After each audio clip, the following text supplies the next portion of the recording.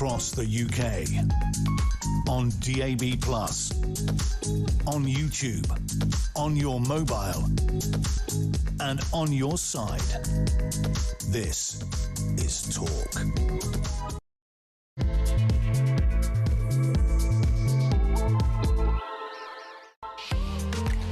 A very good evening. Welcome to the Evening Exchange, and boy am I relieved the football match is over, because if there was extra time it would mean that fewer people would be watching and listening to this programme. England have won 2-1 against the Democratic Republic of Congo. We'll be going through that match in just a second to get the highlights, and we will of course be talking about the much more serious issue of Henry Nowak's arresting officers who have certainly been investigated for gross misconduct. That's a very, very serious thing after the dreadful stabbing and then death of Henry Nowak. We'll talk about that. We'll talk about Rachel Reeves and the Defence Investment Plan. She says it's all possible due to her and her brilliant fiscal rules and her wonderful management of the economy. What do you think? Should we be grateful to Rachel Reeves for this Defence Investment Plan?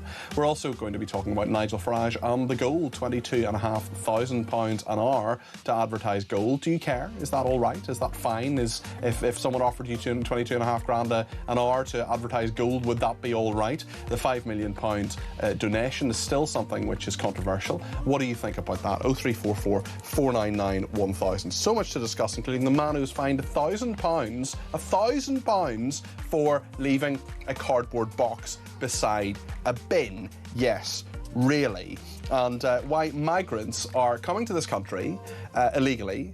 Then they have children, and then they say, you can't deport me because I have a right to a family life under Article 8 of, guess what? The European Convention on Human Rights. Yes, really. So much to discuss, as well as white working class students excluded from diversity schemes at Oxford and Cambridge. Why do our top universities not want white working class people? Are they the forgotten minority? Maybe you feel you're part of it yourself. 0344 499 1000 is the number to call. You can text me at 7222 with the word talk in your text. You can tweet me at talkTV. Follow me at Peter Cardwell. You can send me a WhatsApp text message. You can send me a WhatsApp voice note, send them through, or you can give me a ring on 0344 499 1000. That's the main number. Lots to discuss this evening between now and 10, so stay with us here on Talk.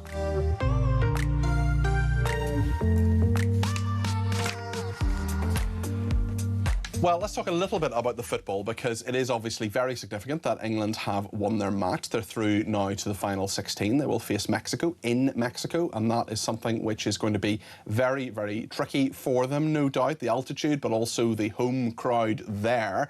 Tim Vickery is a football journalist. He's in Rio de Janeiro in Brazil, and thank you very much for joining us. Did you enjoy the match? I did, yes. Unluckily, I'm not one of those gung-ho supporters. My first World Cups, Pete, England didn't even qualify. So I learned to love the World Cup without England being in it. If I was an absolute die-hard supporter, I think I'd be consulting the cardiologist at the moment. Tell us about the highs and lows of the match. They were 1-0 down, then they equalised, then they got the clincher. So just talk us through, for people who are maybe have just watched it or maybe have missed it but want a little bit of an upsum of what happened. Just talk us through. Or people who are still trying to process everything. Well, indeed, that as well, yeah. Indeed, yes.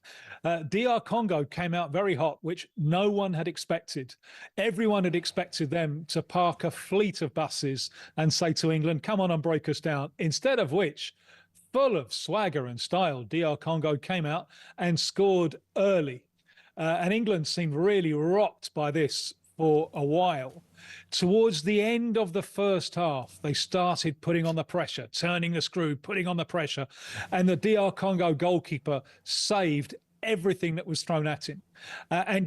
We're going into the second half and you're thinking, it's going to be one of those days when the ball doesn't go in, isn't it? It's going to be one of those days because England were attacking, occasionally looking vulnerable to the quick break from the Africans. But in the last 20 minutes, it all happened for England. And it was that man, Harry Kane. This England side, I think they have two absolutely top-class players. If England are going to do anything in the World Cup and what comes ahead is much more difficult than what they've just left behind, then these two players have to turn up game after game after game. And they both turned up today. One is Jude Bellingham, could have scored 3 or 4 even in the first half. It was a one-on-one duel between him and Mpenzi in the DR Congo goal. And the other, of course, is Harry Kane.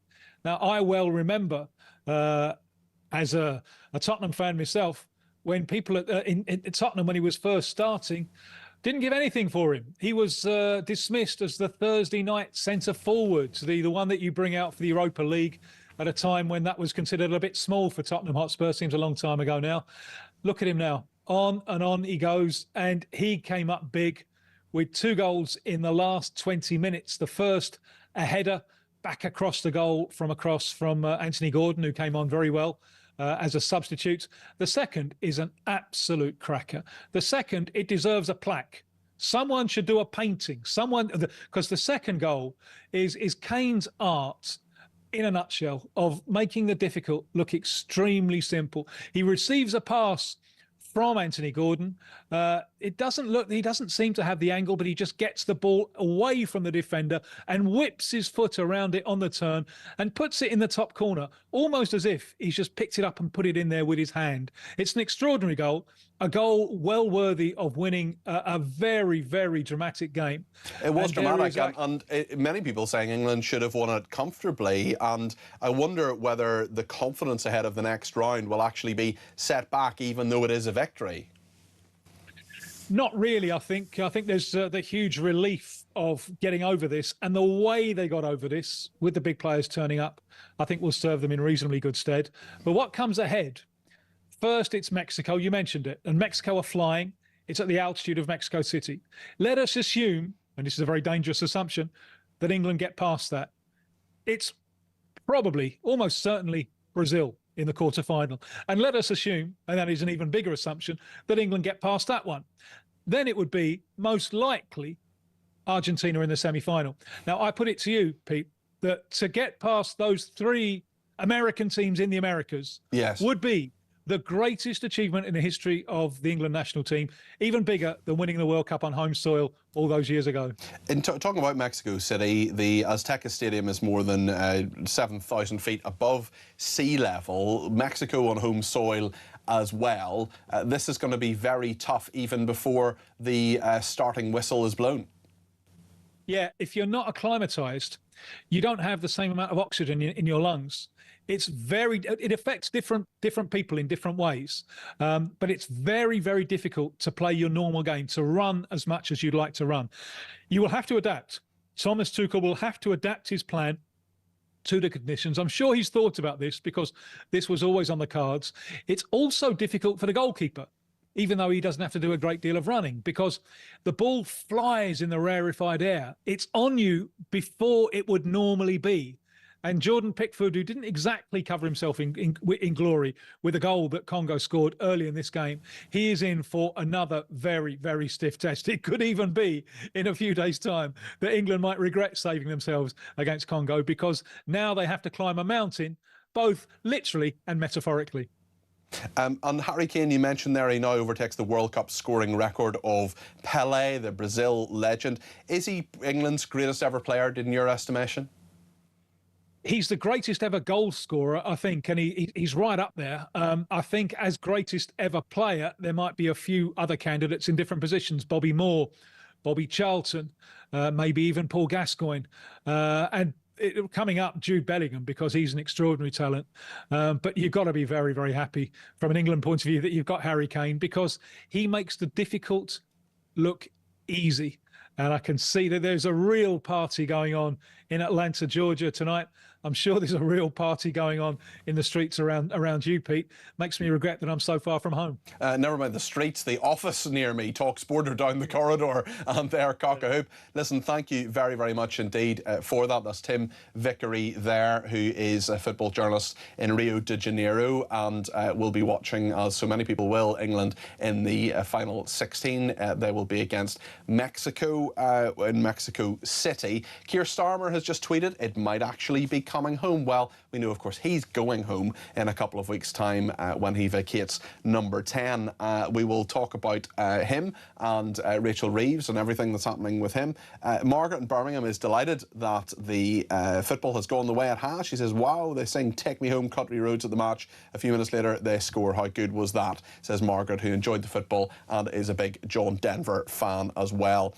Thanks to everybody who's been in touch, who's clearly enjoyed the football, and of course their England progress, and good for them and well done them. Lots more to discuss. We'll be on the debate desk in just a second. There's so many news stories to talk about. Starmer's defence and investment plan. Reeves says don't borrow to fill it. She says the reason there's any money is all down to her and her brilliance as Chancellor. I wonder if you agree with that. Also, Henry Nowak's arresting officers are under investigation for gross misconduct. So much to discuss after a reasonably lively Prime Minister's questions as well. Lots to discuss, and I want to hear what you have to say. 0344 499 1000. Stay with us.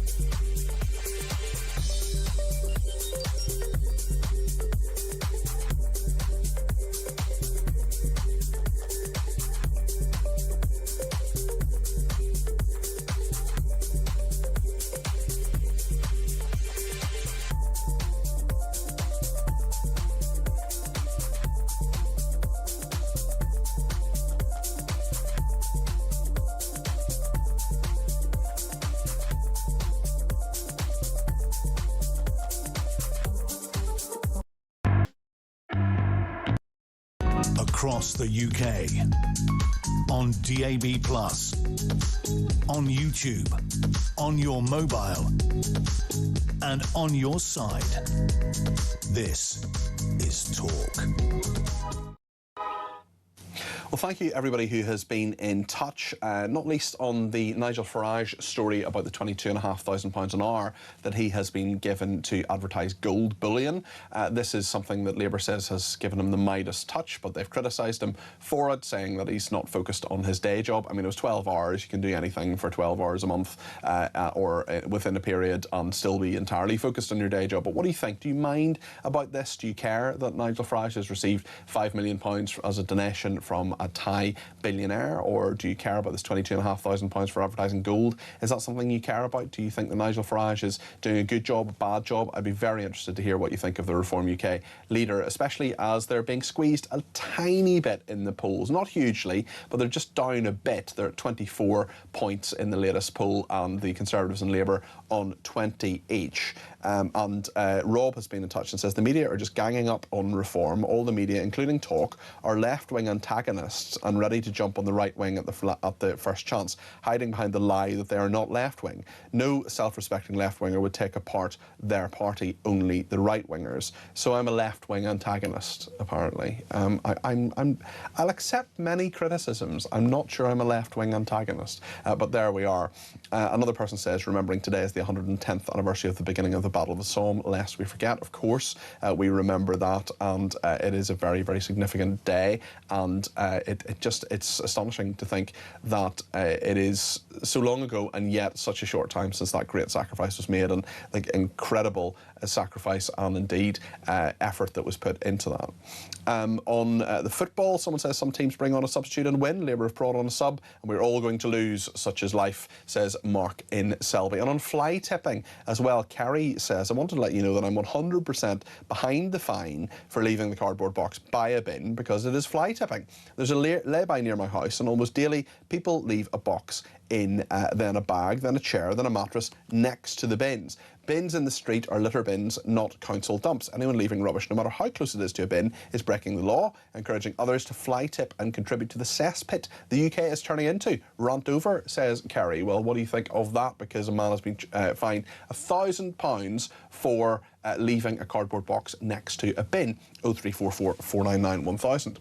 We've been talking about politics, and Prime Minister's Questions was particularly busy today. It's the penultimate one for Keir Starmer. He will be giving his final PMQs next week. I wonder if Kemi Badenoch will be saying anything nice to say cheerio to him. I doubt it very much. But we just have a little clip of what Kemi Badenoch and Keir Starmer were talking about in regard to defence and the defence investment plan. We talked a lot about this yesterday, but really interesting developments today on it too, so we're going to talk about it more on the debate desk in just a second. Let's just remind ourselves what happened at Prime Minister's Questions at lunchtime.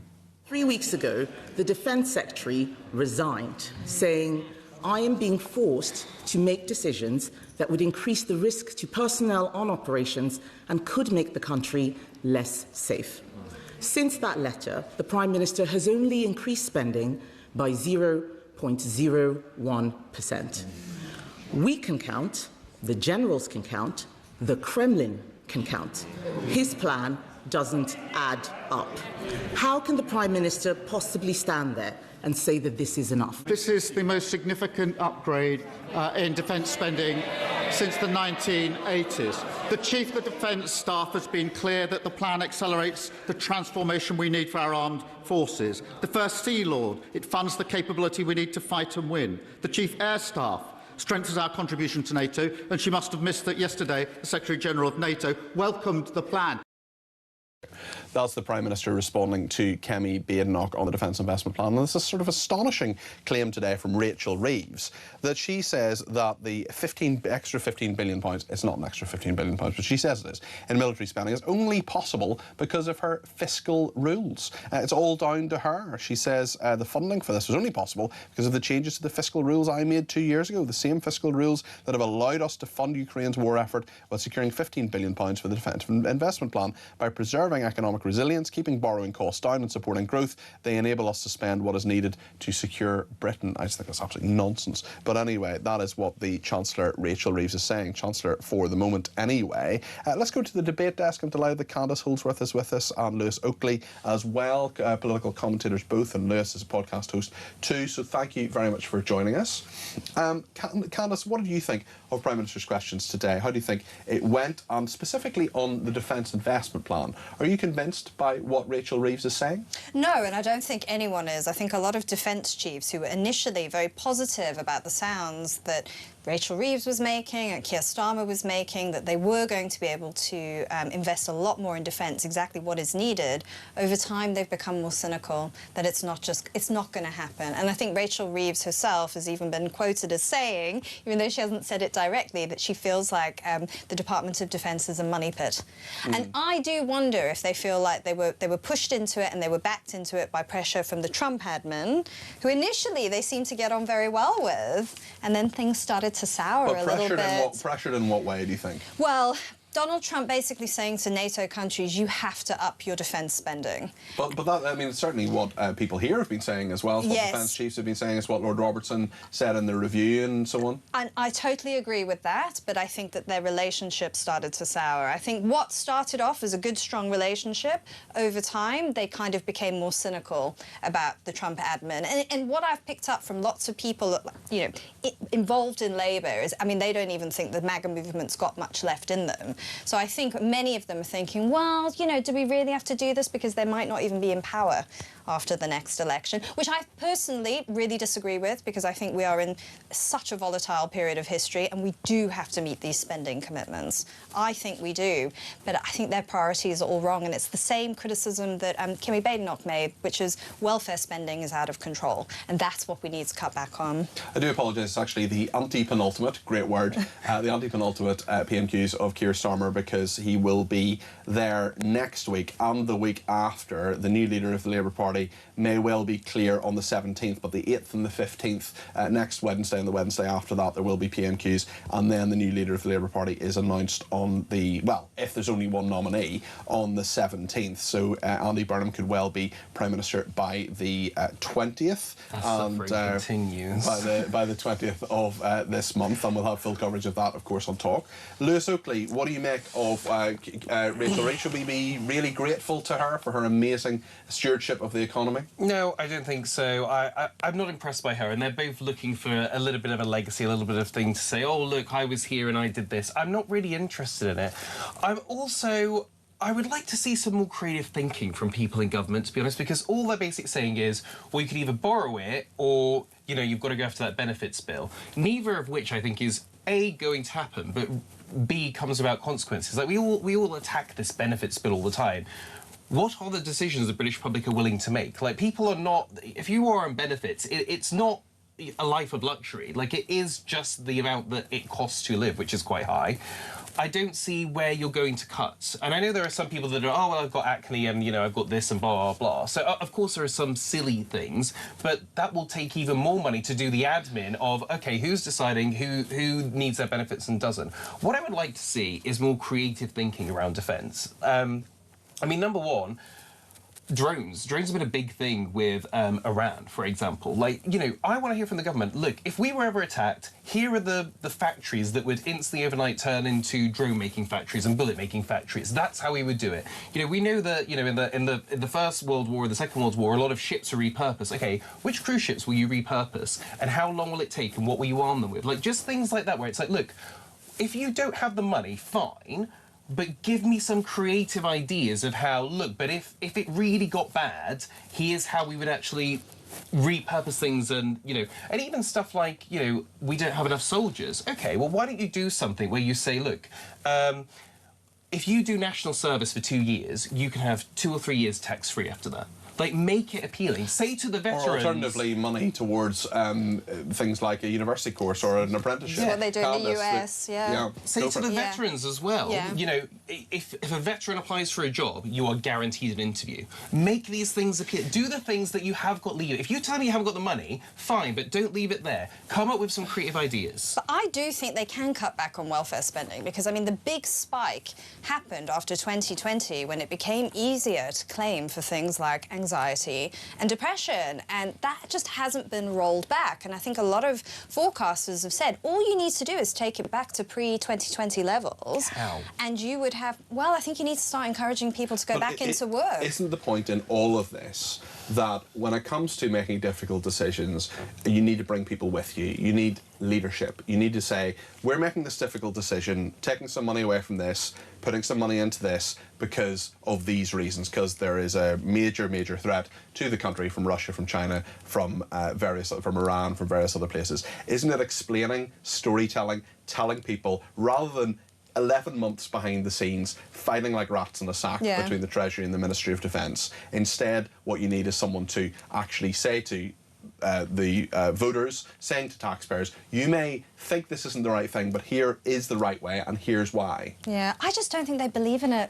That's why. That was the point, like what I tried to say earlier. I think if they really believed it, they would find a way to tell people about it, but they just don't. And I think that there's huge scepticism, actually, about this increase in defence spending. I think maybe not so much with someone like John Healey. I think that he has a more traditional Labour mindset, but I feel like the backbenchers in particular, that's just not where they are. They can't go there. Their minds just are not there. Defence is always a tricky one, though. And let's not forget, you know, as pointed out today by Keir Starmer and PMQs, you know, the Tories didn't do much better. No, they didn't. So let's not pretend it is just a Labour problem. This all just happened in the last 2 years. This has been going on for a while. I do think, though, there are a lot of people out there that'll say, well, look, we've got nukes, you know, we're part of NATO. that's something that other countries maybe don't have, and actually feel like, are people really going to come and have a go? I actually think we really need to be talking more about cyber warfare. I think we need to be thinking about, what if the internet goes down for 4 months? Have we got a plan for how we run society if that happens? Well, yeah, so I think that is something we are quite aware of, grey warfare, and that's something that Russia really specialises in, and it's something they've been doing a lot of. I mean, we all know that they go on social media, that they're going to attack infrastructure, digital networks. But you look at what happened in Iran. They were building missiles, they were building military capability that some people felt could possibly reach Europe, and we have no missile defense systems.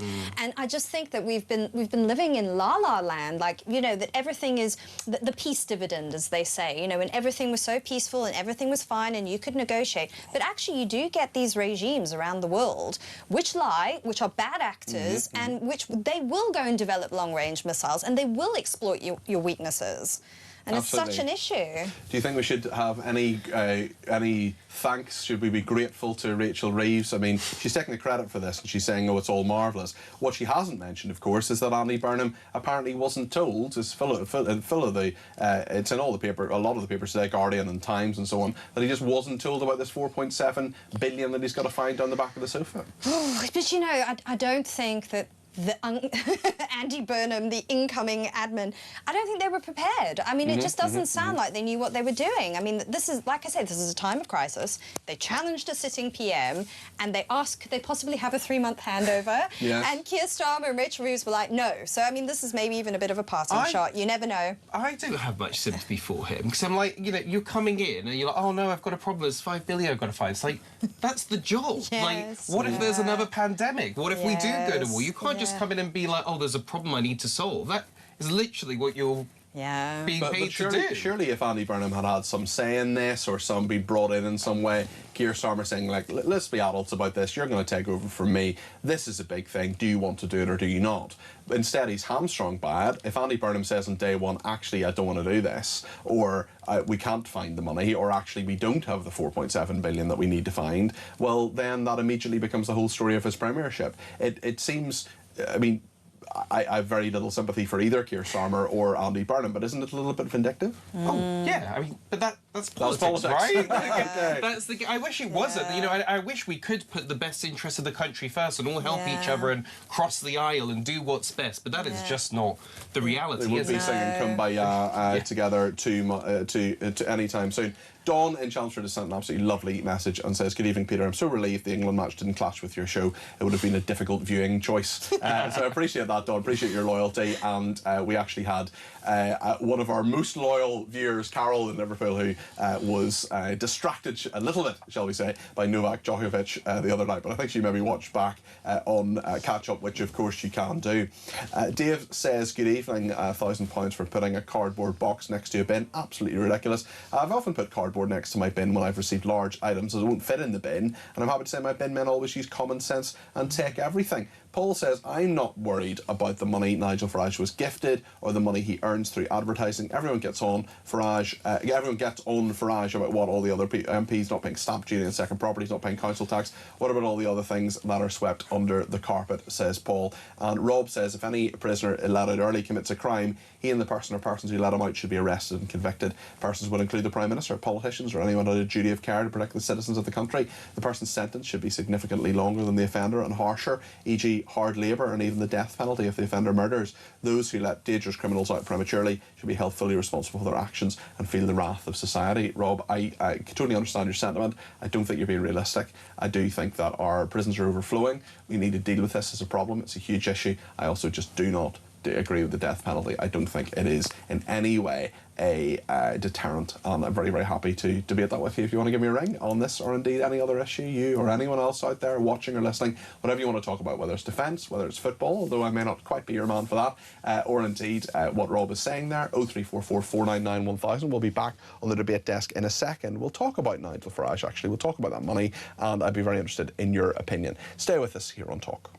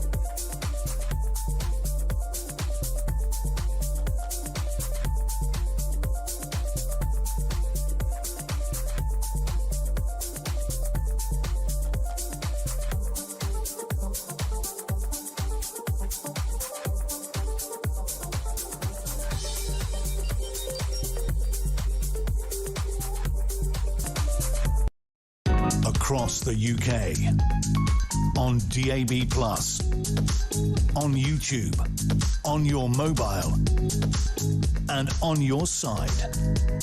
This is Talk. Well, the leader of Reform UK, Nigel Farage, has earned £270,000 for advertising gold bullion. That's the single biggest payment he's registered since becoming a Member of Parliament. In the list of MP's interests, he declared the payment from Direct Bullion, that's the name of the company, was for work amounting to an estimated 4 hours a month across a 3-month period. Labour chairwoman Anna Turley said Nigel Farage clearly has the Midas touch, haha, when it comes to lining his pockets instead of doing his day job. I'm not sure doing something 4 hours a month is not doing your day job, but there we are. A spokesman for Farage said, as has previously been reported and declared, Nigel Farage is a brand ambassador for Direct Bullion. He's previously registered payments for the company, including one of £91,200 in February 2025 and another of £135,000 in November 2025. There's this growing... Well, there are questions, certainly, that he got a little bit tetchy about, it must be said, during a round of interviews last week. An undeclared £5 million gift that he'd received from a cryptocurrency investor, a billionaire Christopher Harbour. Now, that is subject to a parliamentary standards inquiry. Nigel Farage says he's done absolutely nothing wrong. The money was given in good faith, and it was given when he wasn't an MP. There are some rules around within a year of becoming an MP, you should declare things that can be material. He says that it wasn't material, and the Parliamentary Standards Commissioner continues to investigate. So the question is, do you care? Is this relevant? MPs earn money all over the place. They earn money outside various things. There's a register of interests for MPs and indeed for journalists as well. And Nigel Farage has earned £22,500 an hour for this service that he is offering, for these advertisements for Direct Bullion. We're on the debate desk with Candace and indeed with Lewis Oakley. Lewis, what do you make of this? This is a very tricky one for me. I have to think, well, what would be the flip of it, right? And so the flip of it is saying no second jobs.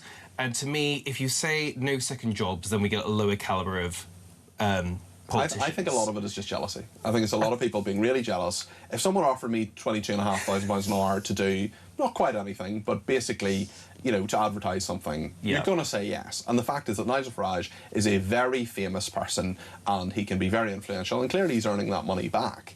I mean, if an MP does anything beyond their job as an MP, which many of them do, well, are they in any position to criticise? Yeah, but it's tricky, though, because Farage is almost in a league of his own, right? Because if the shoe were on the other foot and someone came to public attention because they were an MP, then it's kind of like, you would be a little bit more like, hold on, you're supposed to be doing your job. You've used this to get fame and now you're getting endorsements. Whereas I do appreciate that Farage, even though, you know, he was obviously in the European Parliament before, he has sort of become known before becoming an actual MP. So it is slightly different.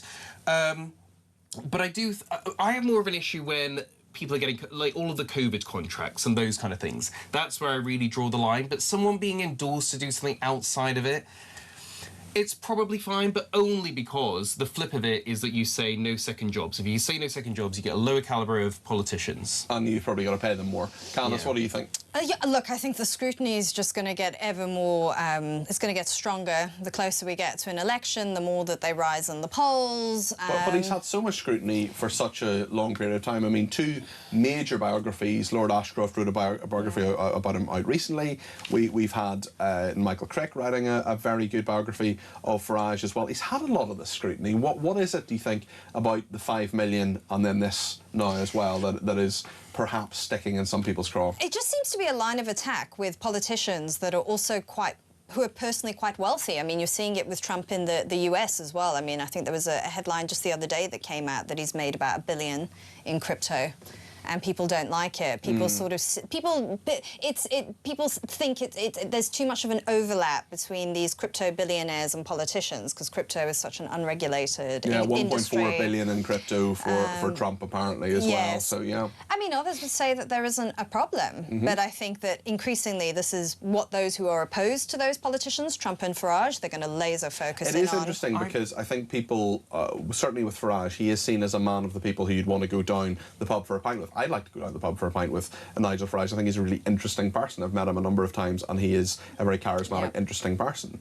The point is, does that wealth then make him not as relatable What do you think? I don't think so. I haven't heard from the people I know that do like reform. I haven't heard anyone say, well, that's it. Like, I'm not voting for it. I think some of them, because he said it's for security, some of them said fine. I think with this particular story, it's like, oh, I'd love to earn that money for 12 hours work or whatever it was. He says many people just say, good on you, you know, yeah, good for you. So I don't know that it actually hurts him with his base, but what I do think is this is almost...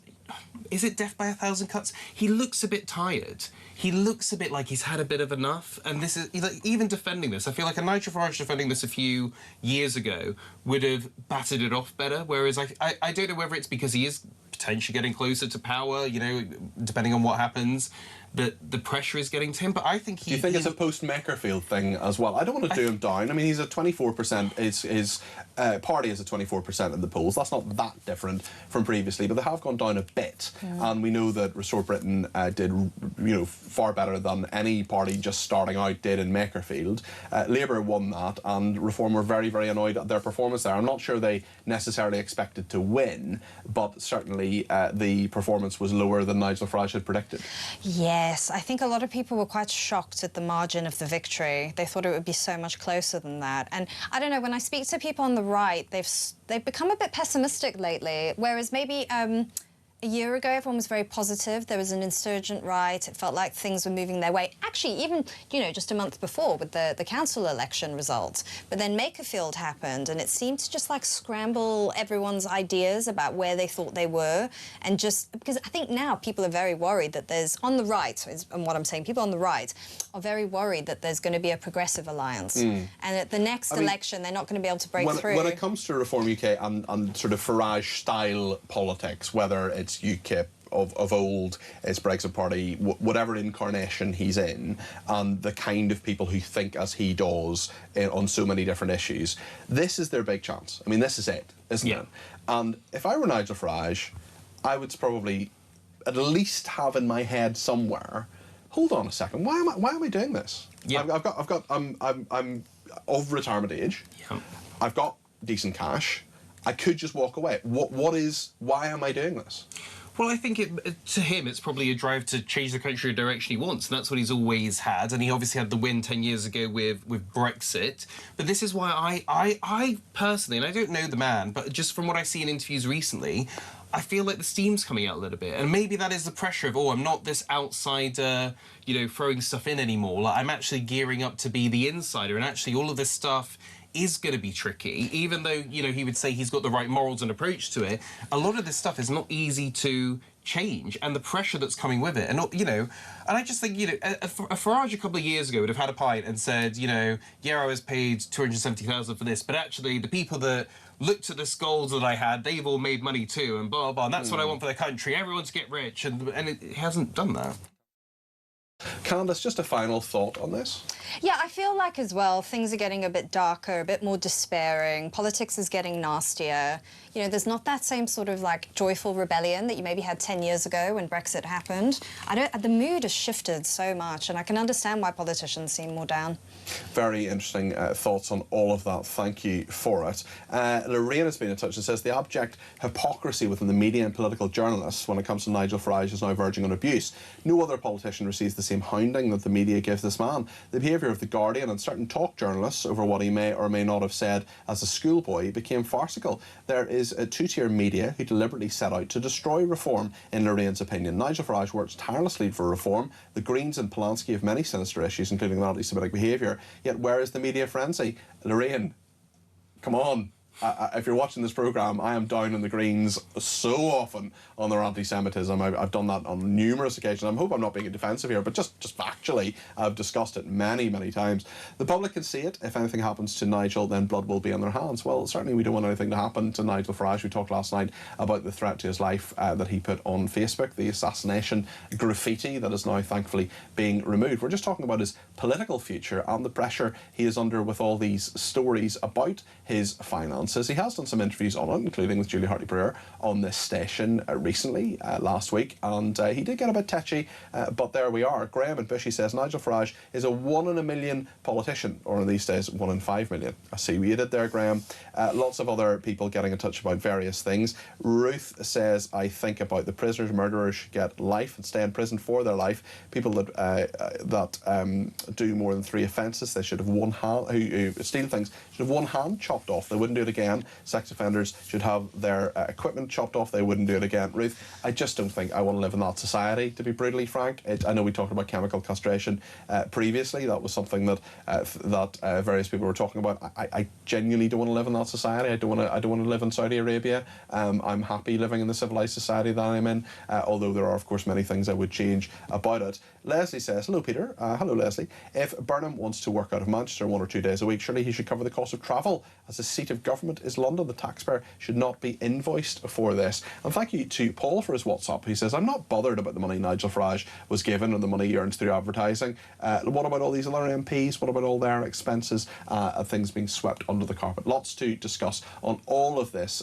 Feel free to give me a shout. Let me know your thoughts. 0344 499 1000. There's quite a lot to discuss on the debate desk, not least the Henry Nowak case, because the arresting officers are under investigation for gross misconduct. 2 of them will reflect on that very, very sad case and what is being said about it. We'll also be talking about South Africa, which is the land of Candace's birth, of course. White working class students excluded from Oxford University here, and a man fined £1,000 for leaving a cardboard box next to a bin. So much more coming up on the programme and on the debate desk. Stay with us.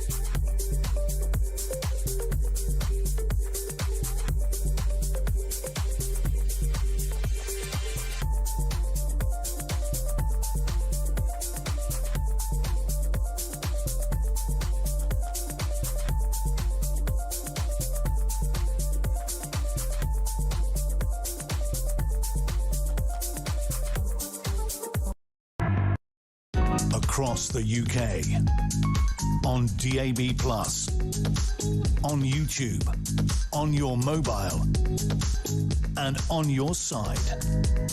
This is Talk. Becca's been in touch and says, Reform UK, being part political party, part limited company, lost my vote. Reform bringing Nadine Dorries in, the Online Safety Act author, lost my vote. Nadeem Zahawi pushing the COVID jabs after there were questions, lost my vote, says Becca. Sue in North Yorkshire says, hi Cardi P, hi Sue. I don't really care regarding the £5 million and the fact Nigel Farage is earning extra money on top of his MP salary. There's clearly a witch hunt against him, pure jealousy and trying to bring him down. I personally don't know how he carries on with the constant personal attacks. I'm sick of it. However, it makes no difference to me in my vote. I'm still voting Reform. Nat in Tel Aviv says the cult of Nigel Farage is genuinely frightening. The man could do no wrong in some people's opinion. Well, we're talking about all of that. We're talking about lots of different other issues too. Ian says, where is this abundance of work? Companies are going extinct. Charities do not replace them. Graham says, a fantastic show as always. Thank you, Graham. This government is running this great country down at an alarming rate. It must be removed from power right now with force to save it. No, Graham. No. We want elections and we want democracy and we want a transfer of power which happens democratically. That's what we want. We don't want anything else. Alex from Cardiff says in-person assessments wipe loads off the welfare bill. Candace is right. Before COVID we had in-person assessments and the bill was much lower. I want to talk about something else now, which is the gross misconduct investigation into some of the officers who were arrested originally. Henry Nowak, he later died from stab wounds and was murdered by an absolute scumbag called Vikram Digwa, who systematically lied about him. Some of the evidence absolutely horrendous. He took a 5-minute video of Henry lying bleeding to death on some bins. Horrendous. Let's just have a look and remind ourselves of what happened and the lies that Vikram Digwa told. You'll hear bleeping because he uses the P word at various points. Okay. Pushed my turban off my head, started grabbing my uncle's hair, so I'm a seat, and he started grabbing on my hair, started dragging me around, and obviously from there, then obviously altercations happened. I saw him from there, from the get-go, from there, I saw, look, mate, you clearly are obviously drunk. I said to him, carry on with your day. He said that, and then he started just escalating the situation, calling me a and all this sort of stuff. And this isn't the first time we've had something like this happen. So me and my father, what we had done, obviously as he climbed over, my father had then come home. Yeah. So he was at home. My brothers then called him and said, look, this is what's happened. My dad's come rushing, he was in bed. And we put him there against the wall just to make sure everything, because then we saw he started bleeding. I've got your other, yeah, I have, yeah. We saw that he started bleeding, so my dad just put him against, not like sat him up against the wall just to see that he's okay. Okay, have you called the ambulance then? Yeah, we called the ambulance along with the police. Like I said, so I was literally just walking here and I've seen him. He's then barged into me. Okay. I've said to him, look, clearly mate, you're drunk. I could smell, like, you can smell the alcohol. I was like, look mate, you're drunk. Carry on with your day, innit? He's then called me and like, you think you're bad man. I said, yeah, I am a bad man. Then he then started recording me.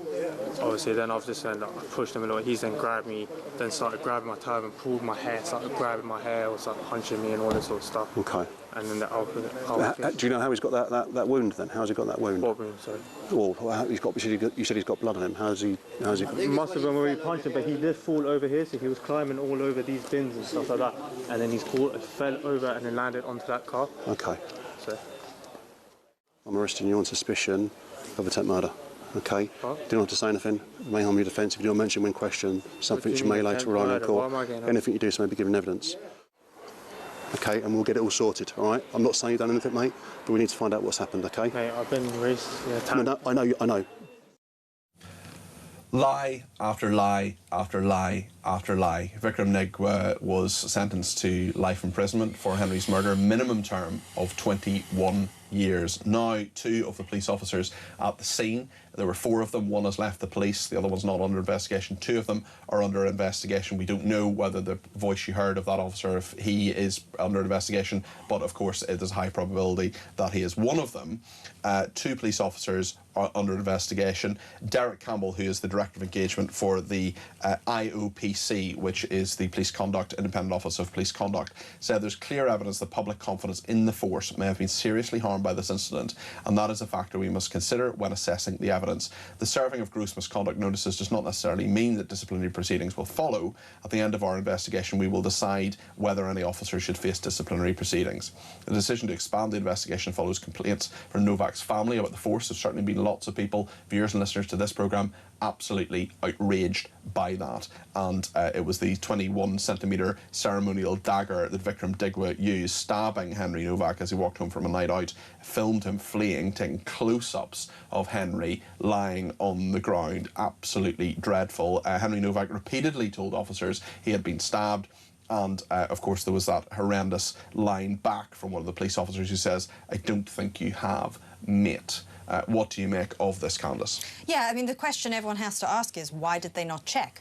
He repeatedly told them, I've been stabbed, but they seem to have totally fixed, preconceived notions about what was going on. They didn't open his shirt, they didn't cut off his clothes until it was too late. I don't think we've seen the video footage of that. I think there was audio released when they finally did realise what was going on, when they finally opened his shirt and realised there was a wound there.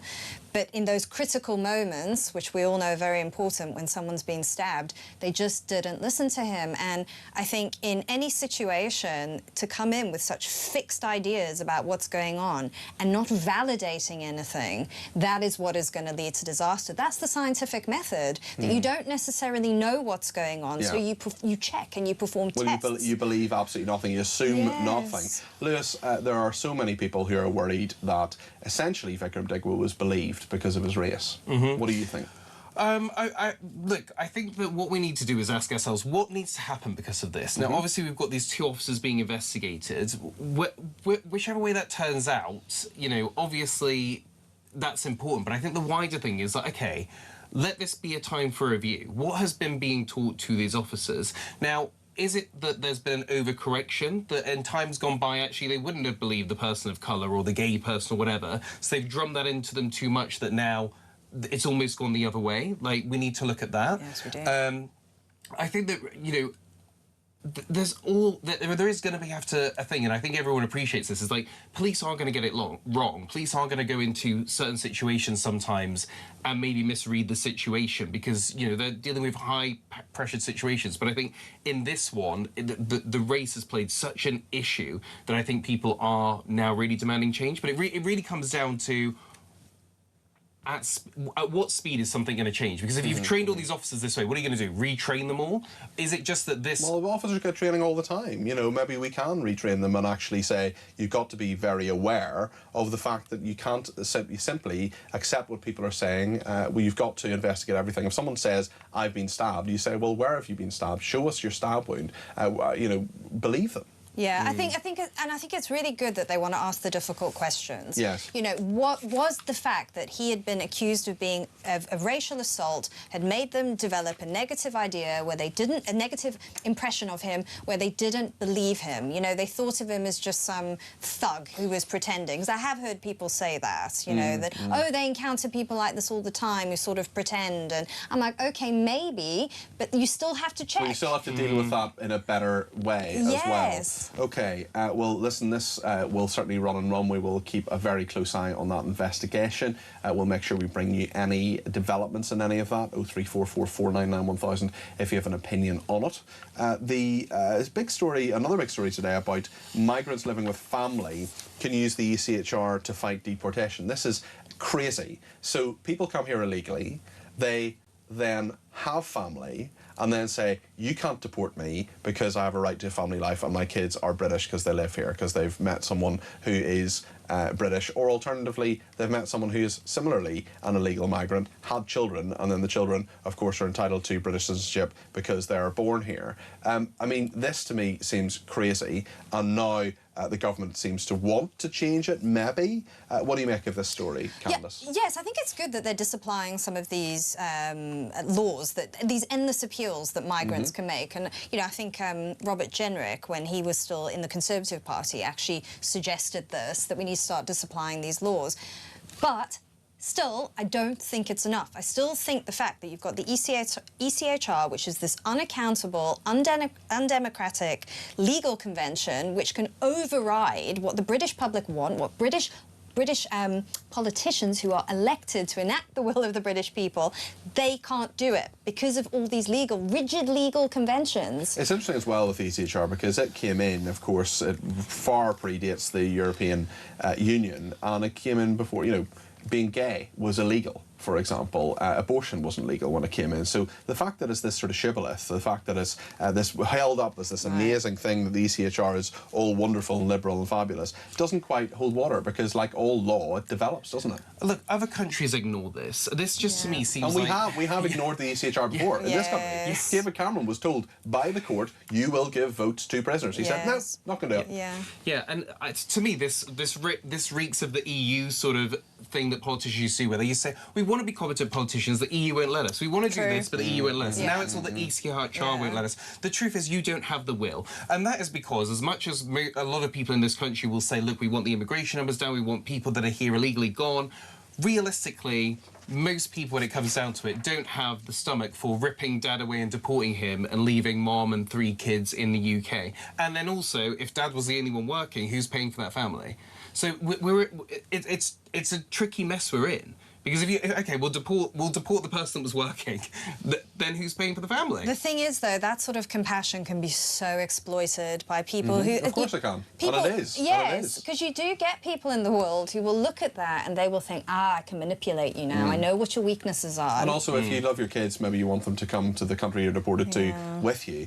Let's talk about the man fined £1,000 for leaving a cardboard box next to a bin. What is your thought on this, Lewis? My first note was it all ends up in the sea anyway, because the recycling, there's definitely been a lot of reports about where it all ends up. Look, I think focus on real crimes. This is what really winds British people up. It's like I was doing the right thing. A lot of these recycling bins now, I mean, we have a family of 5, and the recycling bin we have is pathetic.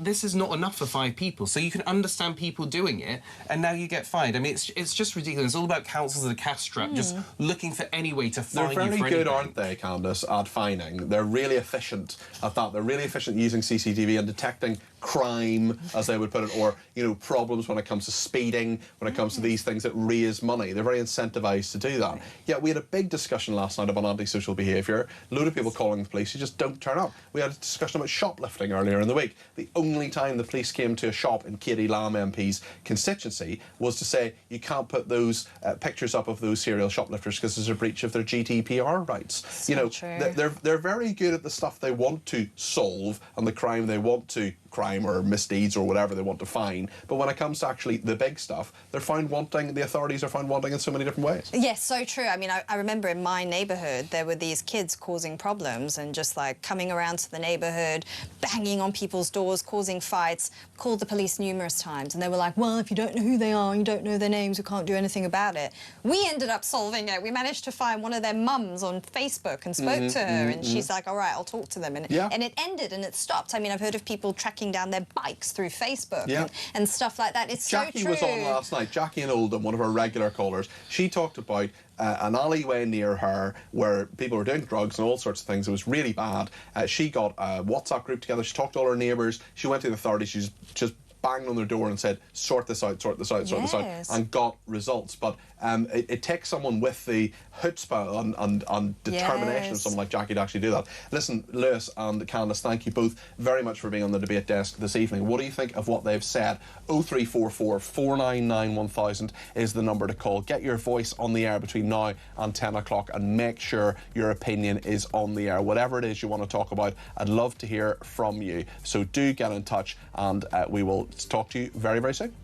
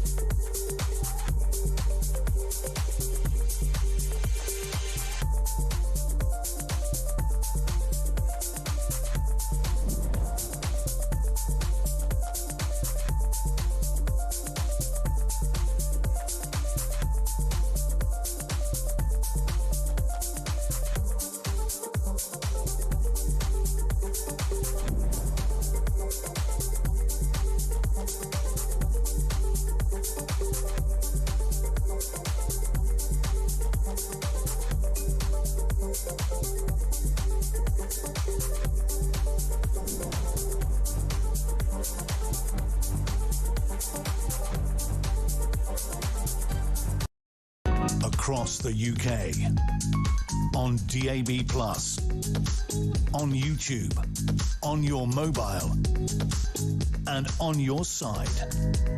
This is Talk.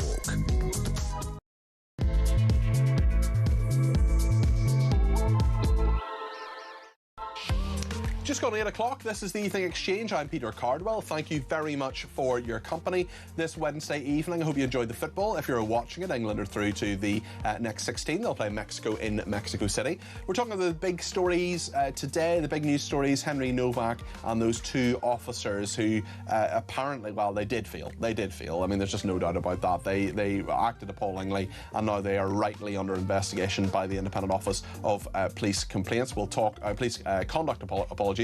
We will talk to Lewis Oakley. We were talking to Lewis Oakley and Candace Holdsworth, of course, on the debate desk about that a second ago. We'll talk to Danny Shaw, the Home Affairs expert, in just a minute and get all the details of that and what might happen now. We're also talking about the fact that only migrants living with their family can use the European Convention on Human Rights to fight deportation, and white working class students excluded from Oxbridge diversity schemes, Oxford and Cambridge diversity schemes. Also, Rachel Reeves says that she is the one who should receive the credit for all the money that is going to defence, when many people say it's not nearly enough, including many in the defence upper echelon, to say nothing of Andy Burnham, who's been landed with a £4.7 billion bill before he even becomes Prime Minister, which is likely to happen in about 2.5 weeks' time. So much to discuss this evening, including Nigel Farage, £22,500 a year, an hour, apologies, £22,500 an hour for advertising gold bullion. What do you think about that? 0344 499 1000 is the number to call. You can text me, 87222, with the word talk in your text. You can tweet me at talkTV, follow me at Peter Cardwell. You can send me a WhatsApp voice note on 0344 499 1000. Use the same number for WhatsApp text messages, and you can ring me on that number too. So much to discuss between now and 10 o'clock. Stay with me on the Evening Exchange here on Talk.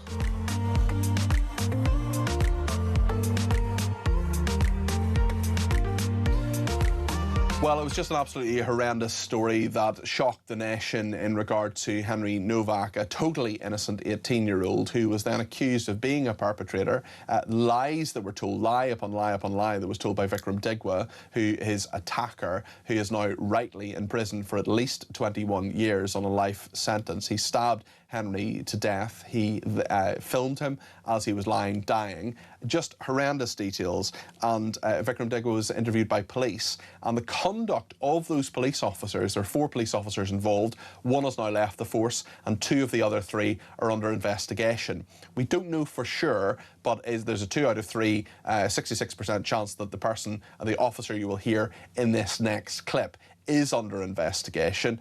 I would be surprising if he wasn't. And the conduct of those officers now being looked at very, very closely. We'll get all the details and all of that and what happens now from Danny Shaw, police and crime commentator, in just a second. But let's just remind ourselves of the lies, the incredible and awful and dreadful lies that were told by Vikram Digwa when he was interviewed originally by the police. Okay, pushed my turban off my head, started grabbing my uncle hair, so on the seat, and he started grabbing on my hair, started dragging me around, and obviously from there, then obviously altercations happened. I saw him from there, from the get-go, from there, I saw, look, mate, you clearly are obviously drunk. I said to him, carry on with your day.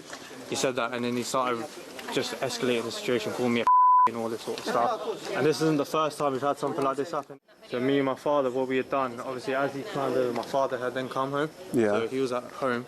My brothers then called him and said, look, this is what's happened. My dad's come rushing, he was in bed. And we put him there against the wall just to make sure everything, because then we saw he started bleeding. I've got your other, yeah, I have, yeah. We saw that he started bleeding, so my dad just pinned him against, not like sat him up against the wall just to see that he's okay. Okay, sure. Have you called the ambulance then? Yeah, we called the ambulance along with the police. Like I said, so I was literally just walking here and I've seen him. He's then barged into me. Okay. I've said to him, look, clearly mate, you're drunk. I could smell, like, you can smell the alcohol. I was like, look mate, you're drunk. Carry on with your day, innit? He's then called me and like, you think you're bad man. I said, yeah, I am a bad man. Then he then started recording me.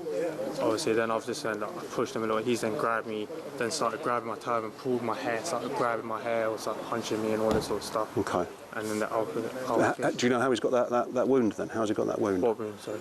Well, you said he's got blood on him. How's he? It must have been where he punched him, but he did fall over here, so he was climbing all over these bins and stuff like that. And then he fell over and then landed onto that car. Okay. So. I'm arresting you on suspicion of attempt murder. Okay? Huh? Do not have to say anything. It may harm your defence if you don't mention when questioned, something which you may later on in court. Anything you do is maybe given evidence. okay, and we'll get it all sorted, all right? I'm not saying you've done anything, mate, but we need to find out what's happened, okay? Mate, I've been raised. Yeah, I know.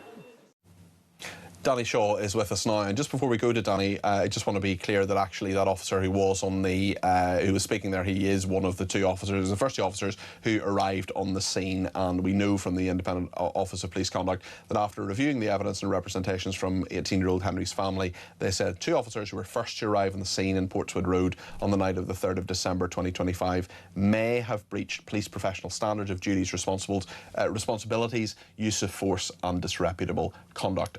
Danny, thank you for joining us. Appreciate it. What do you make of this? Oh, well, a very significant development from the Independent Office for Police Conduct. This is the watchdog, the independent watchdog that looks into complaints against the police and matters of conduct. And they've been doing this work over the past few weeks, assessing all the evidence. And it's no surprise to me that the police officers involved were initially treated as witnesses. In other words, they weren't formally under investigation themselves, but I thought that at some point that would change, and indeed it has. So what it means is that they are now suspected of gross misconduct and therefore under investigation for that. And it relates to, and this is what the IOPC says, potential failures by the officers to recognise that Henry needed urgent medical attention, to immediately act after he said he had been stabbed and he couldn't breathe, and the decision to arrest and handcuff Henry rather than provide immediate first aid. It goes on to say there's also an indication one of the officers may have breached standards relating to authority, respect and courtesy for appearing to dismiss Henry, saying he had been stabbed. Yeah, I mean, there's a lot in that, isn't there? And certainly, I think so many of our viewers and listeners were baffled as to why Henry was not given proper attention. And when he said to the police officers, "I've been stabbed," he said, "I don't think you have, mate." I mean, surely the officers should have checked before making that assumption anyway. You know, and I know, people lie to police officers all the time. We know that people are asked reasonable questions. Their stories fall apart on so many different levels. But police officers should be sceptical. They should try to get as much evidence as they can at the time. It'll be very interesting to see what happens. What's this general sort of timescale of these things, and these officers presumably suspended and away from frontline duties? Well, the timescale is now going to be elongated. I think the IOPC originally wanted to conclude this within a matter of weeks or a couple of months. But once officers are under, a potential misconduct investigation, gross misconduct, which obviously can lead to dismissal, it's the most serious potential charge, the process gets really formal. And what often happens is you will get, all the evidence assessed. The officers will then be asked to provide statements or do interviews, and that process can take quite a long period of time.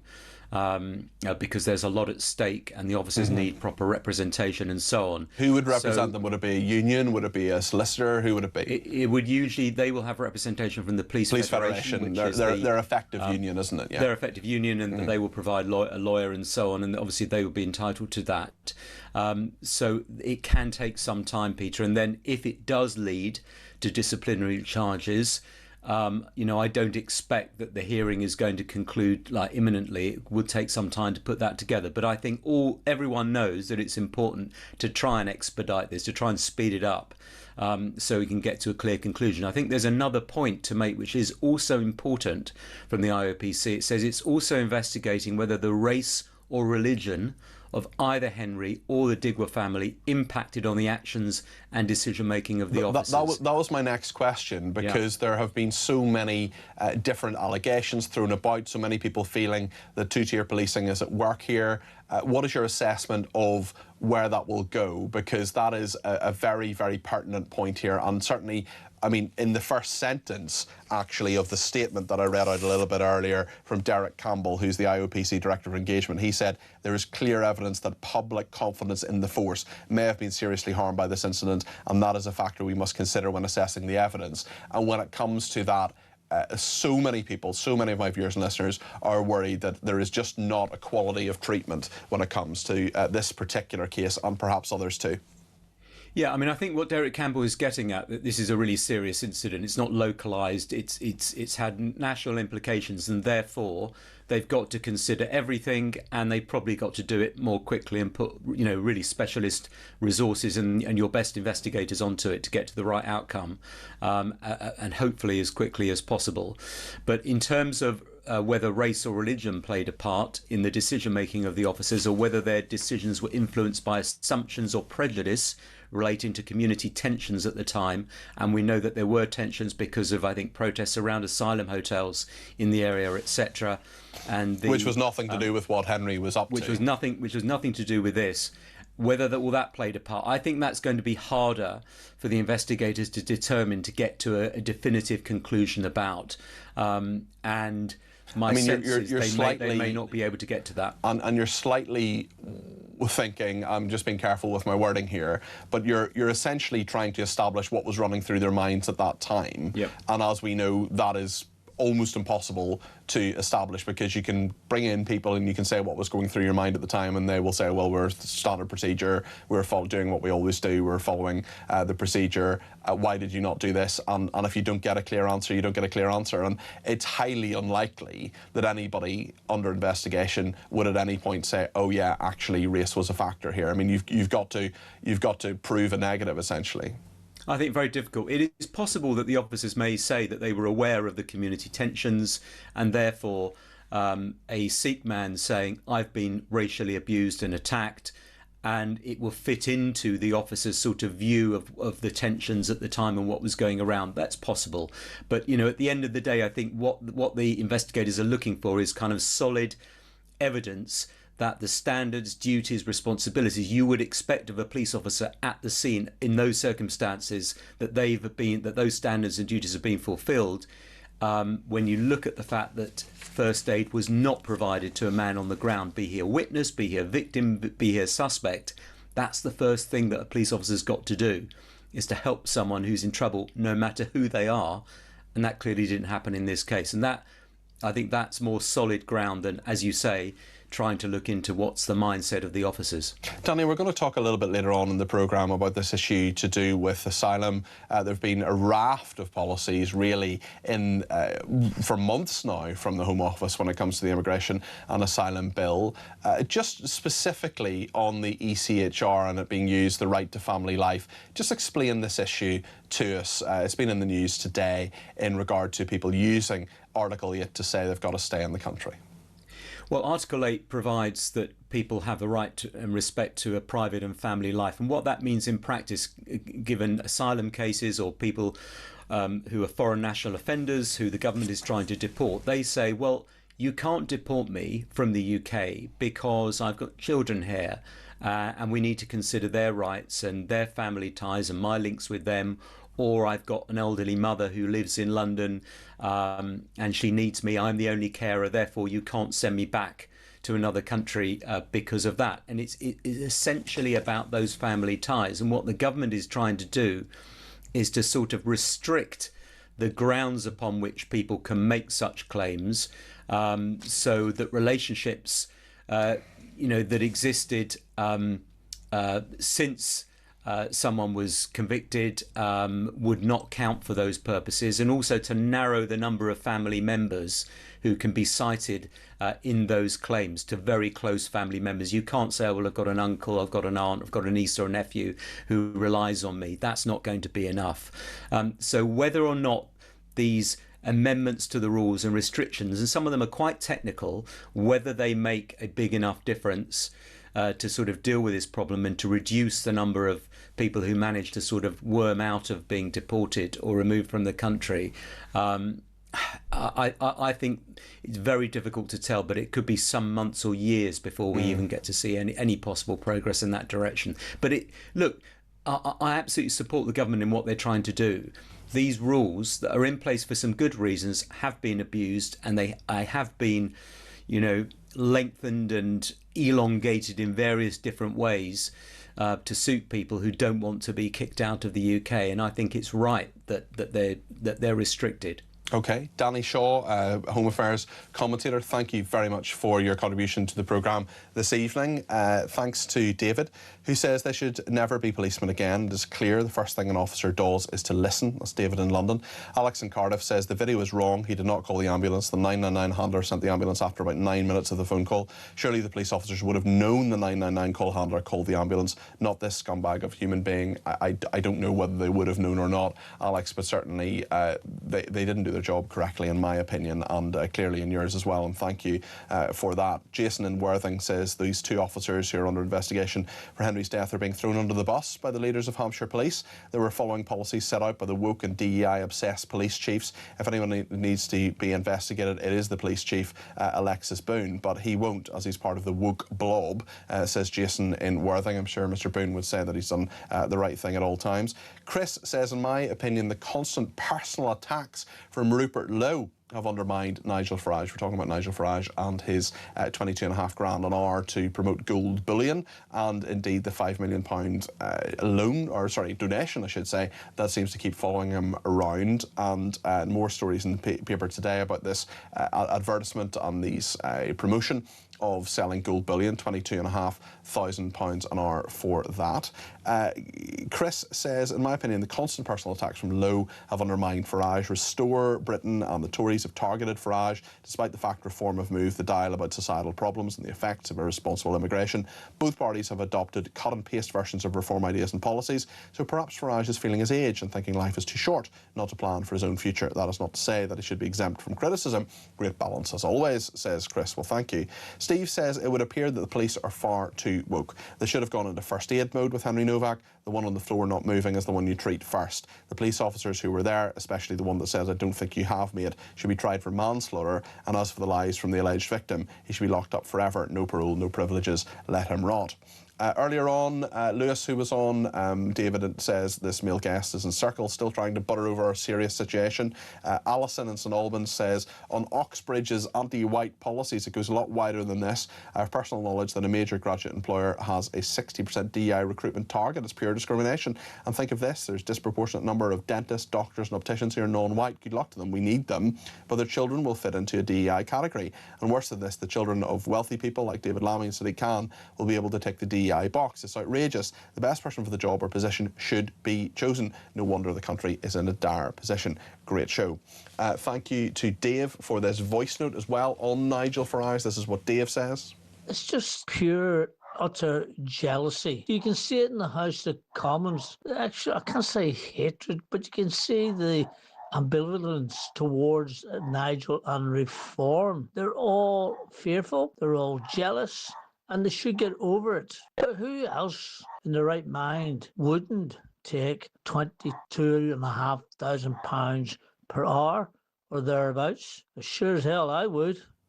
Dave, I'd love to earn £22.5 grand an hour. £22.5 grand a year would be nice to do something else as well, let me tell you. But let me tell you, I mean, that is just, it's a really, really interesting idea. And I wonder whether it is just jealousy. I wonder if Dave's right. What do you think? 0344 499 1000. We'll take a couple of calls on Farage, actually. Big issue. And whatever you think on that, on Henry Nowak, on this investigation, on Rachel Reeves and defence, whatever we're talking about this evening, or as I often say, you know, if we're missing something, this is something you want to talk about that we should be talking about, give me a shout. 0344 499 1000. Stay with us.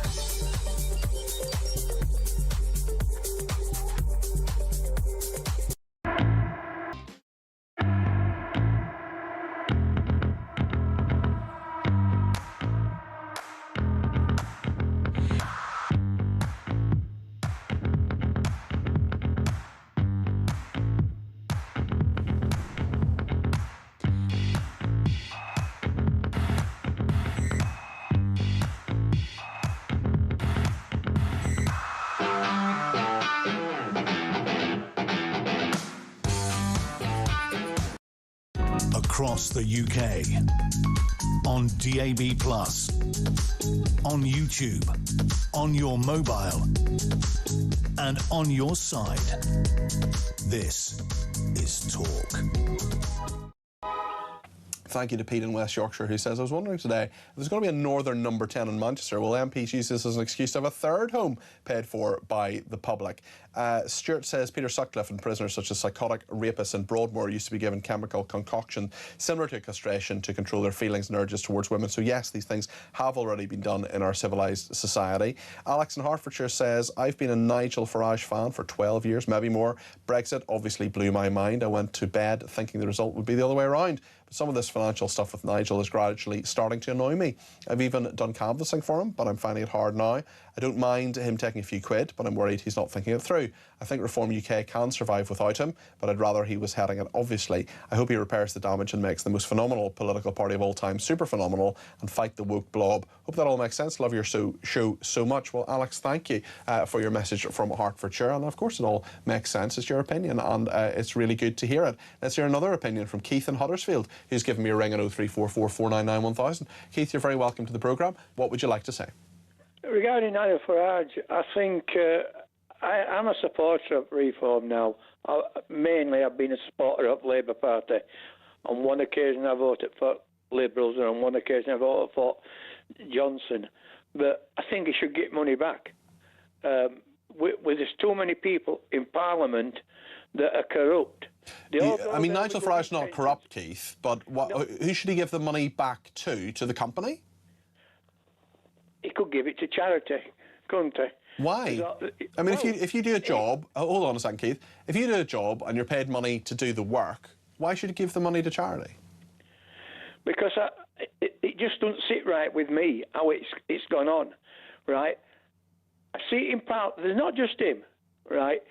You look at them in Parliament, and I'm sorry, Peter, right? Most people go to Parliament with good intentions. Within a month, most people are corrupt. They're wanting this, they're wanting that, they're wanting expenses. Right? What do you think, Nigel? Okay. There's nothing that I'm tackling you on, Keith. I just wonder what you think, Nigel. You say it doesn't sit right with you. Is it just a feeling, or do you feel he's actually done something wrong here? Because as far as I can see, he hasn't. Someone said, if someone offered me a truckload of money to advertise gold bullion, I would say, thank you very much. That's brilliant. Where do I sign? Right, I'm going to tell you something now. 2 years ago, a friend of mine who were entitled to attendance allowance didn't understand it. I found out. I got my granddaughter to come and help me to fill his forms in. That gentleman offered me £500, right? And I refused to take it. Okay, well, I don't know about that individual case, Keith. No, you don't, and I'm not going to mention his name. That's fine, but my point, I mean, there's absolutely no doubt there are people in Parliament who have been corrupt, and I'm sure to this day are corrupt. I mean, we've had the expenses scandal, we've had people go to prison, we've had the PPE scandal more recently, we've had people fined over Partygate. There's no doubt about what you're saying, Keith, but I'm just intrigued. Can you maybe put a bit more meat on the bone in terms of why it doesn't sit right with you? Right, because for me, it's important that people like Nigel Farage, who I've put in my faith in now, over years we've had Liberals, Conservatives and Labour, right, have done nothing than pull this country down. Right, I could go through history with you. I don't have that time of people who are involved. You've got Margaret Thatcher with minors. Listen, I think everybody knows what you're talking about, Keith. Do you think Nigel Farage will be distracted if he becomes Prime Minister? No, I don't. But I want him as Prime Minister, right? But what I'm saying is I don't want out to stand in the way, and I'll tell you something else. If he doesn't get the job as Prime Minister and he finished second to, say, like Conservative, I wouldn't vote for him again, right? I would expect Nigel Farage to prop a Conservative government up to keep these left-wingers out. Okay. That's my views on that, and it's same the other way around. If Nigel Farage gets in, I would expect the Conservatives to prop him up, because at the end of the day, we do not want a left-leaning government. I've been brought up with them. I can go through a list of them for you. Wilson, I went to the same school as Wilson, Royds Hall in Huddersfield, and we got it rammed down our throat every day. When I left school, I was told I'd never make out of myself, and out I went. Right? and I made some of myself. Well, good for you. I mean, I do think that's a wider problem, Keith, that the people are told time and time again, you know, you're victims, you won't do things. You know, we've got to be optimistic about these things. A lot of interesting stuff on that, Keith. Thank you for that, Keith in Huddersfield there. Laura Jane's in Hampshire. What do you make of this issue, Laura Jane? Peter, good evening. Good evening. Hi. Yes, so, I mean, I've got a couple of points on the Nigel Farage business. I feel that this is really the tip of the iceberg in terms of how the media not talk. Well, actually, I don't think Julia was particularly kind in the other day, but anyway, I feel that the media are gunning for him. The political left are gunning for him, and they're going to do... I mean, they're going to do that anyway, aren't they? And whether it's... I mean, I can't speak for Julia, but I thought her interview was very fair. The point is, I suppose, that, you know, if this guy wants to be Prime Minister, which he does, they're going to go through everything. They're going to go through absolutely everything, because the scrutiny is there. And, you know, we're obviously, you know, no station should be Reform FM or Reform TV or whatever. We should be asking exactly the same questions of Reform UK that we would of Andy Burnham or Kemi Badenoch or whoever. I haven't noticed anybody asking any questions about the various nefarious things that may or may not have happened in Manchester under Burnham's watch. As far as I'm concerned, it's a coup. And I think that you're right. We want our politicians to be as uncorruptible as possible. But I do not think this is a case of Nigel taking backhanders or doing any of that. You're absolutely right, Laura Jane. There is no suggestion whatsoever in regard to the billion that he has done anything wrong whatsoever. And I've said it before and I'll say it again. If someone wants to pay me 22.5 grand an hour to do basically anything, as long as it's legal, I will do it. And you know, good for him. The £5 million, now there's a parliamentary standards investigation. He's been really clear time and time again. He says he's done absolutely nothing wrong and it's nobody's business how he's paid the money and so on. But it's interesting. I know you were on the line when Keith was there. He just said it doesn't sit right with him. And we're getting quite a number of people who are expressing that sentiment. Does it sit right with you, Laura Jane? I think that as British people, we are guilty, all of us, of feeling awkward when somebody makes money and is very successful. We're not comfortable with it. It's not quite jealousy, but there's something about it. You know, we don't sort of applaud people who really do. Yeah, we don't warm to people. We often want to tear people down, don't we, when they're successful? We often, you know, we say, oh, and we compare ourselves to one another all the time. I know that I'm guilty of this as well. You know, there are people I went to school with who earn more money than me, and, you know, there are people who have nicer house or whatever, and you say, well, you know, I'm the same age as that person. There's celebrities who are half my age, or, you know, Harry Styles is hundreds of millions of quid, and you sort of say, well, you know, I didn't audition for the X Factor, so maybe I can't feel jealous of him. But, I mean, there are just lots of ways in which we do compare ourselves to other people, and we are a bit churlish, whereas often in America it's like, oh, well done to that person for you know, making millions of quid, and we want to do it too. Is it a British thing, do you think? I think it is a British thing. We're uncomfortable with it, and I worry about that. But I do feel strongly that I say poor Nigel, because you know, I went up to campaign for Makerfield, and I felt very strongly that you know, Burnham was going to be in, because he used a phrase. First of all, there was no posters saying Labour anywhere. All Andy Burnham, vote Andy Burnham. Yeah. I think Nigel, and, you know, he's human. I think, you know, listening to that interview with Julia, I felt he is very tired at the moment. And that makes us all tetchy when we're hot and tired and all of those things. He's human, for goodness sake. Yeah, and I agree with you. And I just wonder whether there is a wider, not problem, but just a kind of post-Makerfield gloss that's maybe come off Reform UK. Because I wonder if that's something you feel. Is that a fair thing to even think? I certainly was very, I kind of knew it was going to happen, but I did wake up the next morning feeling depressed about it as a Reform voter.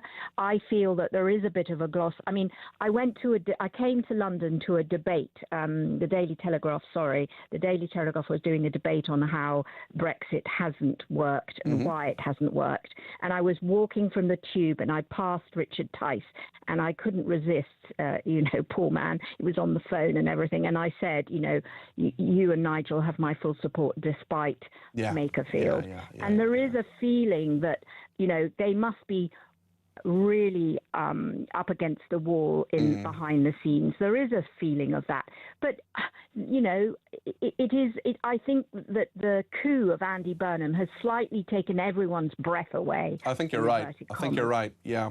Laura Jane, it's really interesting and good for you for going up to Richard Tice and saying that. I mean, having gone through some, worked in difficult political times for the party I worked for the Conservatives, it's the time, people forget so much about, when people often think about politics, and there's nothing wrong with this, it's a perfectly rational thing to think. You think about MPs, you think about members of the House of Lords, councillors or whatever, you forget about people like you, Laura Jane, the volunteers who are, you're paying your own train fare up to Makerfield, you're doing that because you believe in it. And I think that it's people like you for any political party, and I'm not talking about Reform UK, I'm talking about any political party, where the people who show up, do knock the doors and are there in the tough times, that to me is why our political system is actually a good thing in some ways. So even though, our politics may be slightly different or whatever, I'm politically homeless at the moment, I'm certainly not a Conservative, I just want to say good for you for showing up. You, but we do have to stand up and be counted. I feel very strongly about that, and not just in politics. There are areas at the moment where we have to stand up and be counted. Don't get me started on the King no longer being the defender of the faith. Back to Rome, I say, back to Rome, but then that's because I'm a Roman Catholic.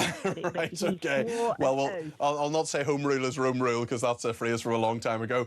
Laura Jane, thank you very much. Really interesting to talk to you, as always, Laura Jane, in Hampshire there. Really interesting sentiments from her. What do you think about all of this? I just thought her call, and indeed the call we had from Huddersfield as well, from Keith, both made me think an awful lot, actually. What do you think? 0344 499 1000. Lisa says, I can't believe people getting on at Farage for his speeches, which can earn a lot of money in an hour, where you have footballers, i.e. Haaland, who get, Man City get £525,000 a week for 90 minutes work. Well, certainly, we can talk about that too if you want to. Penny says, the murder of Henry Nowak has upset everyone so badly, along with the two school teachers, both paedophiles who murdered that beautiful little 13-month-old baby. The only good thing is prison justice, which will have them all looking behind them for years. Many much better than the death sentence, in my opinion, says Penny. Lots more to come. We'll be talking more about the people who are saying, because they have children in this country, that they have a right to stay here despite the fact they came here illegally. Seems crazy to me. The government apparently doing something about it. More on that in just a second. Stay with us.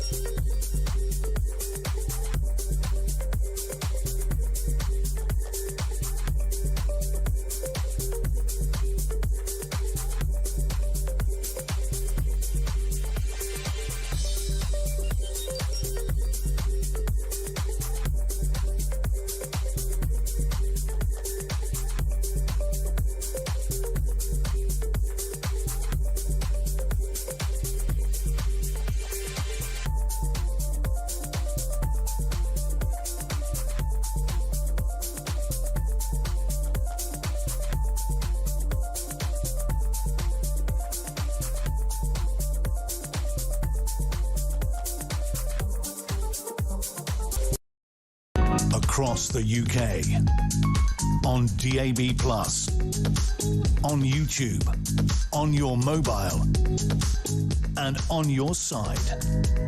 This is Talk.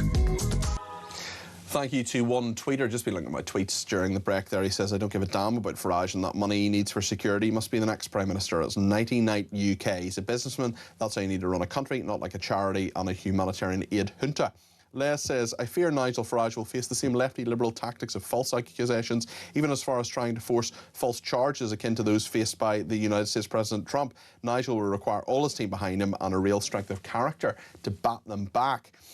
Ken says you cannot expect human rights law when you acted inhumanely. And Mike Chiocchi, I think that's how you pronounce your name. Mike, I haven't heard from you in a while. It's really good to get a tweet from you. Says, hi, Cardi P. All this talk of disadvantaged white children, it's mostly white boys. Every time it's mostly boys, they say children. When it's girls, they say girls. It's misandry in action. It needs to be addressed. Mike, we will talk about that story in a minute, but I want to talk about migrants living with family using the European Convention of Human Rights to fight deportation. This is madness. It's people who come to this country illegally, who then or as asylum seekers. They come legally as asylum seekers or they come illegally as asylum seekers. Both are possible, as we know from our very porous borders.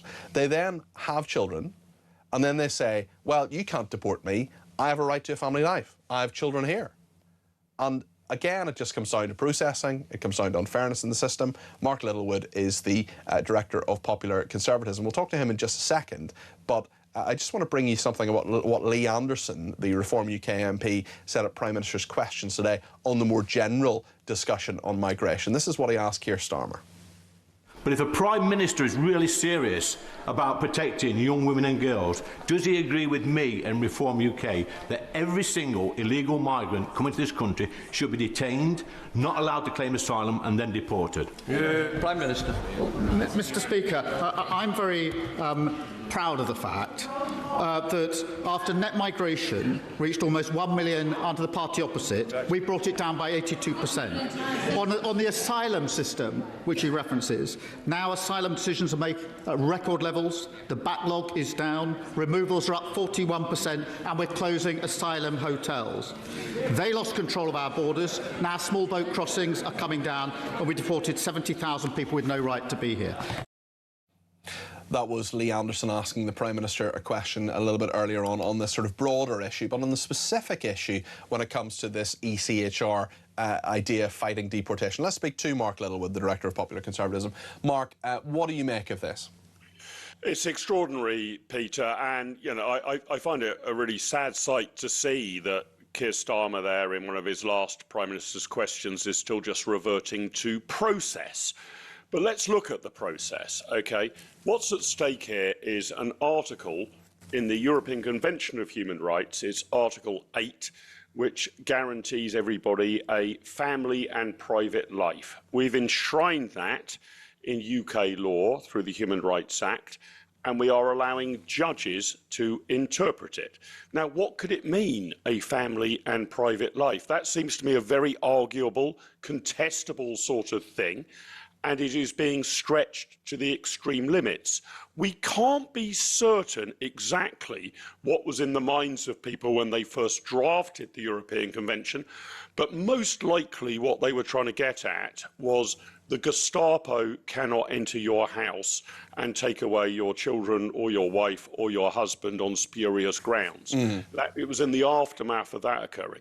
It has now become so loose that it is about, well, we can't possibly send you back to where you came from because your kids are here. We've even had adduced in evidence the dietary preferences of a son or a daughter about whether they like the chicken nugget flavour in England rather than Albania. It wasn't decisive in the court case. Nevertheless, it was adducible. So, unfortunately, we've allowed this Article 8, your right to a family and private life, to become infinitely elastic. And I think if you don't just expunge that from the law, we are going to keep getting this total absurdity. So I say thanks to what the European Convention did, particularly in the aftermath of the Second World War, but no thanks any longer. We need a completely different system to deal with this. So when you talk about expunging from the law, when you talk about that completely different system, given what the government is proposing to do, is it possible to solve this problem within the ECHR?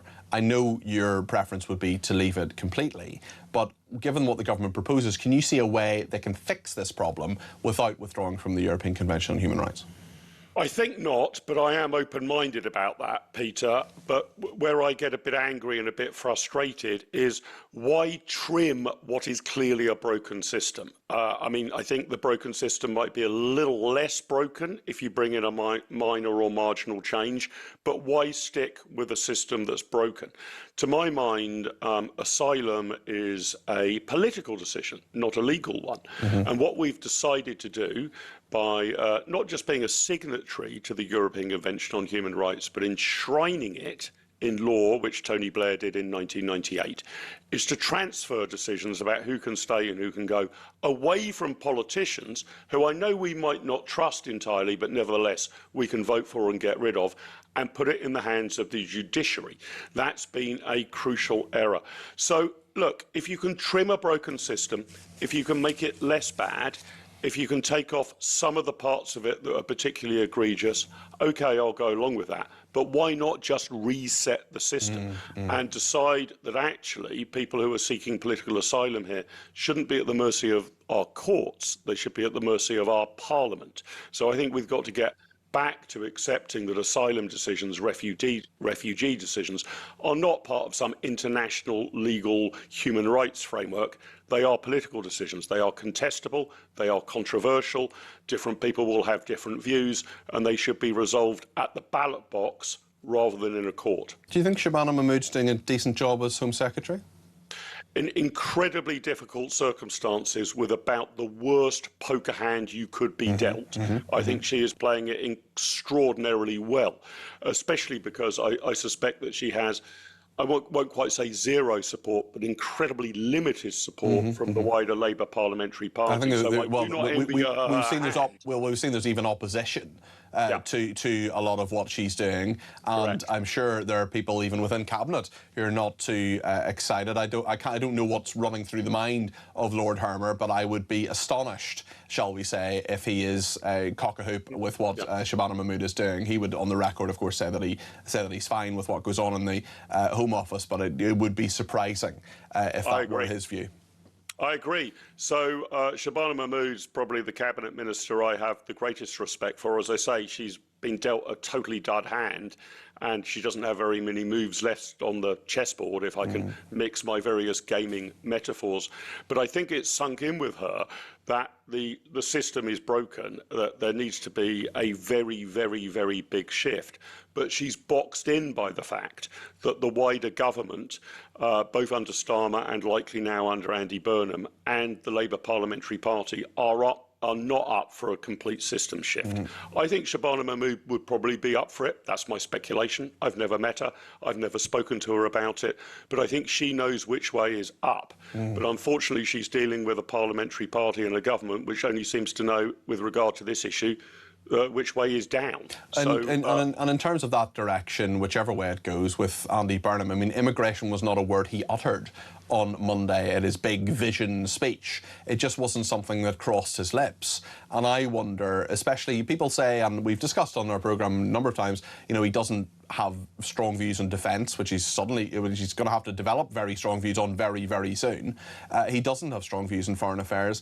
I'm not sure he even has particularly strong views on home affairs. And I wonder whether this is something where he sort of says, right, Shabana Mahmood, keep her in the cabinet. She represents more of the right wing of the Labour Party. She can do the job. She can do the tough stuff and deflect from him when the decisions are difficult. Or does he have a totally new approach? A very interesting question, Peter. I don't claim to know the answer, but I'll hazard a guess for you. I think that our Prime Minister designate, because that is exactly who Andy Burnham is is just going to try and pilot a middle course through the Labour Party movement. I agree with you, it's not obvious that he has strong views in this direction. So it will be a calculated move about the various different forces within his party, what backbenchers think, what volunteers think, what trade unions think, what donors think, and the rest of it. And I'm afraid that that will mean sort of slicing up the pie, getting a middle road position, probably somewhere between way too left-wing and slightly too left-wing, because it's very odd to me that he hasn't addressed this issue. I actually think the left can address the issue on immigration. There's a perfectly sensible, sincere, philosophically coherent position they could put forward, which would be that we should be humane to genuine people seeking refugee status, but that should be a political decision, and others wishing to come into the country through not the asylum system but the immigration system must be net contributors. They mustn't claim benefits. Seems to me that would be the sensible midpoint position for a centre-left party, but I doubt very much that Andy Burnham's turned his attention to this yet. I agree with you, I don't think it's in his top 2 or 3 priorities. Therefore, he will be hijacked by people who do have it in their top 2 or 3 priorities, and those tend to be people who are much more open to open borders, not worrying about more and more people coming in or what they're claiming. So I don't think this is going to end well, is my conclusion. But we can have a big number 10 north with more offices, more civil servants. So. I mean, that's going to solve all our problems. Mark, as always, thank you. Director of Popular Conservatism, Mark Littlewood there. What do you think about what he said, 0344 499 1000? We're going to talk in just a second about Oxford and Cambridge and the fact they have loads of scholarships for people, but there's so few that, in fact, very few indeed at all, that actually target or help white working class students. They're excluded from so many different diversity schemes. Why is that? We'll get into that with Dr. Rakib Hassan in just a second. Stay with us.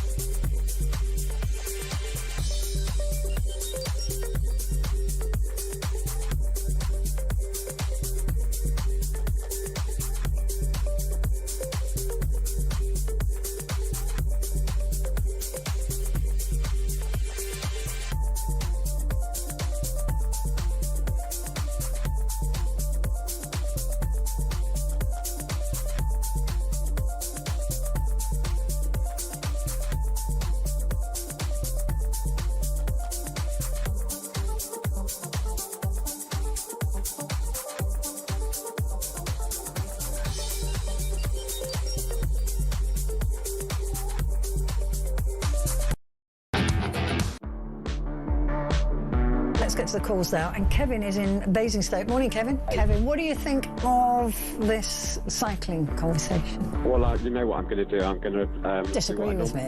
Yeah. I mean, there's far more accidents caused by cars than bikes. Yeah, we're not talking about cars, Kevin. We're talking about bikes.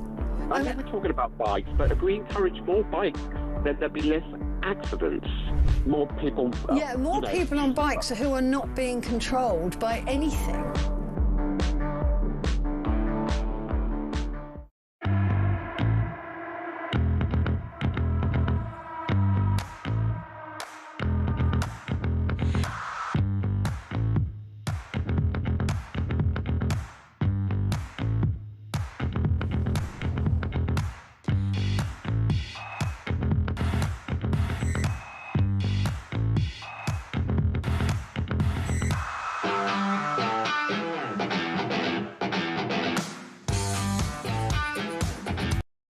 Across the UK, on DAB+, on YouTube, on your mobile, and on your side. This is talk. Elaine's been in touch and says scrapping net zero would go a long way to funding defence, also stopping the green taxes on energy so businesses can grow. What annoys me is the fact government can easily find tens of billions regularly to give to Ukraine, but we cannot find money to defend our own country. It just does not make any sense to me. They aren't interested, in my opinion. They argue that it's about our defence and, you know, Ukraine's the front line. I have a big issue with that. On Laura Jane's point, Becca's been in touch. She says, how can the king just change his title from the faith to all faiths? That doesn't sit well with me either, says Becca. And thank you to Penny, who sent me a nice cat emoji and some paw print emojis as well. Says, you look and sound much better tonight. Jack is obviously looking after you well. Well, thank you, Penny. I'm almost there with the cold. Still a little bit there, but I'm still going to complain about it as long as I can. Now then, let's talk about white working class students excluded from diversity schemes at our top universities, Oxford and Cambridge. Dr. Rakib Hassan is a research analyst and writer. Rakib, what's going on here and why is it happening? And why is it that we care so much about diversity, but class diversity is something that so few people really seem to care about? It's all about the colour of your skin.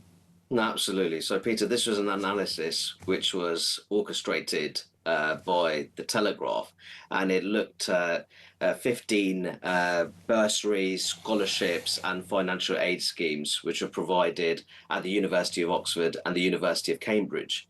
And it found that it was ultimately targeting those with a BAME background, an ethnic minority background. And I think naturally that would lead to fears that white British working class young people will ultimately be excluded from those kind of opportunities, the kind of financial support which would enable them to attend university. And I think that this what we're talking about here is that there's ultimately, when you look at DEI, which I consider to be an unholy trinity of diversity, equality and inclusion, and I think especially with the emergence of the Black Lives Matter movement in the UK, the prevailing obsessions with race and ultimately looking at racial minority identity as a form of disadvantage. And I think as a result of that, class is lost in all of this, even though there's numerous surveys, Peter, which show that the majority of British people, they think that it is class, not race. Or rather, it's class is more important than race when it comes to shaping someone's life chances. Oh, I think that's almost undeniably true, because I wonder what you think about that, because really there are people who, you know, there are people of all ethnicities who have amazing life chances because of the money they have and because of their family backgrounds. And family structure. Yeah, and family structure, exactly. And if you're white and working class, or working class of any description, you don't have the same opportunities that people have because, frankly, money buys choice. That is what it does. And if you simply reduce people to the colour of their skin, if you say, well, you think this, or you act in this way, or you are simply a victim in this way because of an accident of birth and an accident of your, you know, saying the thing that happened at birth defines your entire life. I just find that incredibly patronising.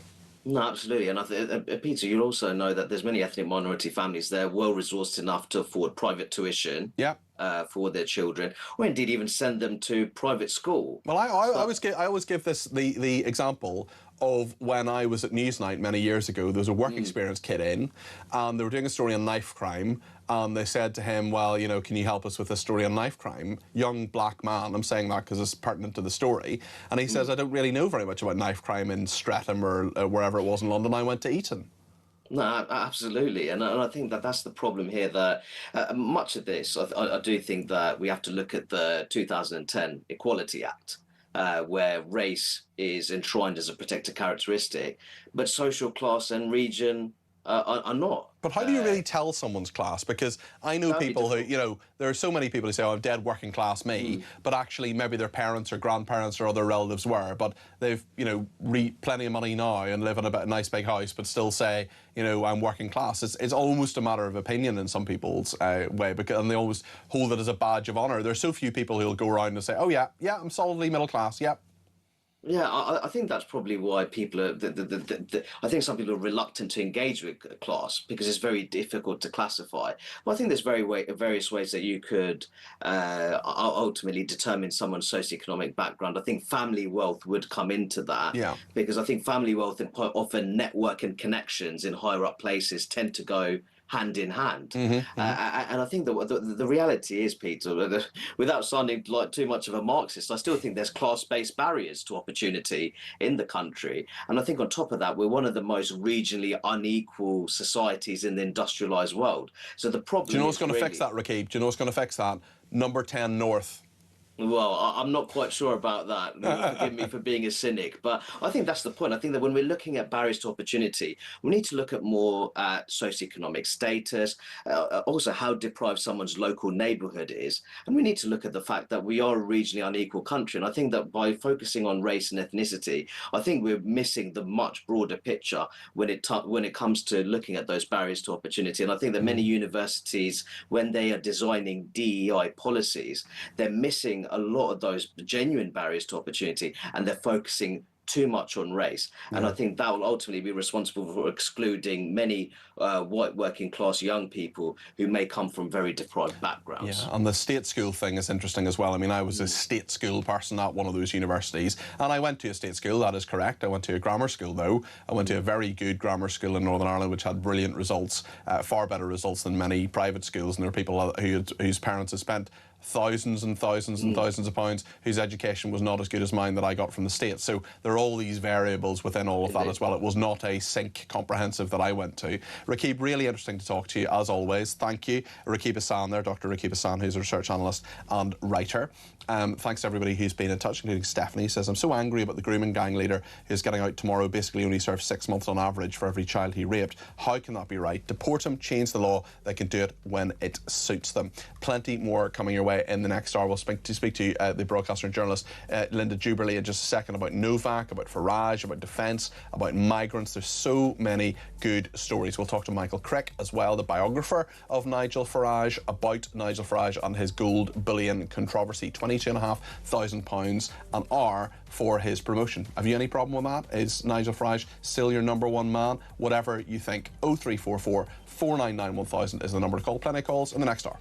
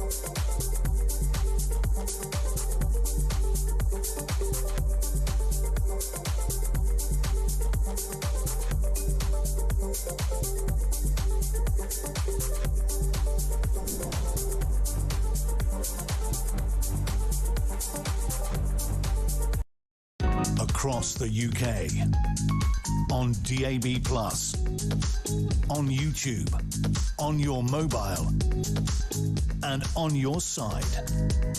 This is Talk.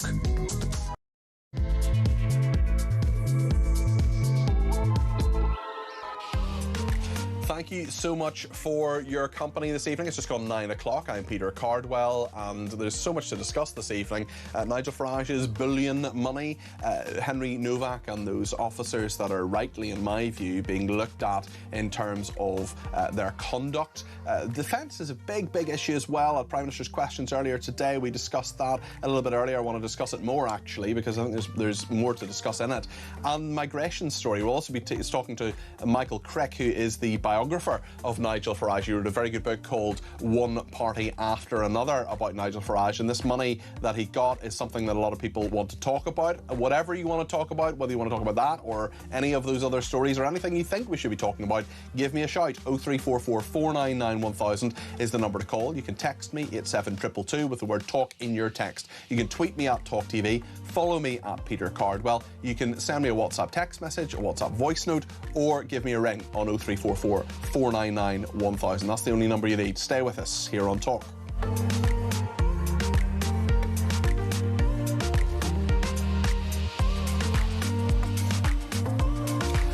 Thanks everybody who's been in touch on all the stories we're talking about tonight. Stuart says about class structure, many middle class people started out in working class backgrounds and worked hard to have their own business or whatever, which is perhaps why they still refer to themselves as working class. I know what you mean, and I get that, Stuart. What annoys me are people who are clearly middle class, who live middle class existences, who then pretend to be working class to essentially pretend that they're not living a very nice existence. I've just seen it so many times, people who sort of prolier than thou, and I just think it's sad and it's wrong. It's also interesting, I mean, being from Northern Ireland, I don't really fit into the English class structure, and I remember one senior civil servant saying, you know, you don't fully understand how people are judged immediately by class, by the school they went to and all the rest of it. I mean, I understand people being judged by which school they went to in Northern Ireland, but that's in a very different context. When it comes to England, when it comes to mainland Britain, I just wonder whether class is how you feel judged or how you define yourself. Whatever you want to say on that, please give me a shout. 0344 499 1000.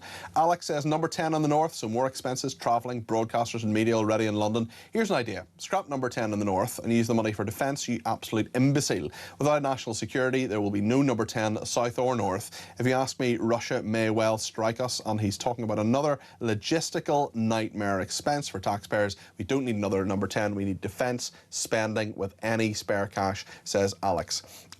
Dave in New Zealand has pointed out that quite a lot of people called Dave have had their messages read out this evening or have been on the air. It seems to me every Dave in the UK is having their say today. Well, there's one Dave in New Zealand who's having his say. I hope you're having a nice morning where you are in New Zealand, excuse me.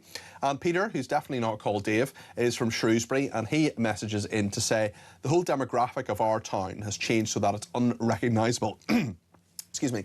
Whilst we welcome genuine immigration, not the overwhelming invasion of our town by illegal immigrants. Stoke Heath is very close to Shrewsbury. Stoke Heath is where the 83 migrants, asylum seekers, will be given homes, 21 homes, £250,000 homes. The Home Office did a bit of a U-turn on that last night. We talked about that story, but actually they can't stop it. Stoke Heath, says Peter, is very close to Shrewsbury, but Indigenous people can't get social housing. It has been given to people who've paid absolutely nothing to this country, yet they're given a £250,000 house and an open chequebook to the welfare system. These migrants have already complained about the geographic location of their houses, complaining it's too far from the shops.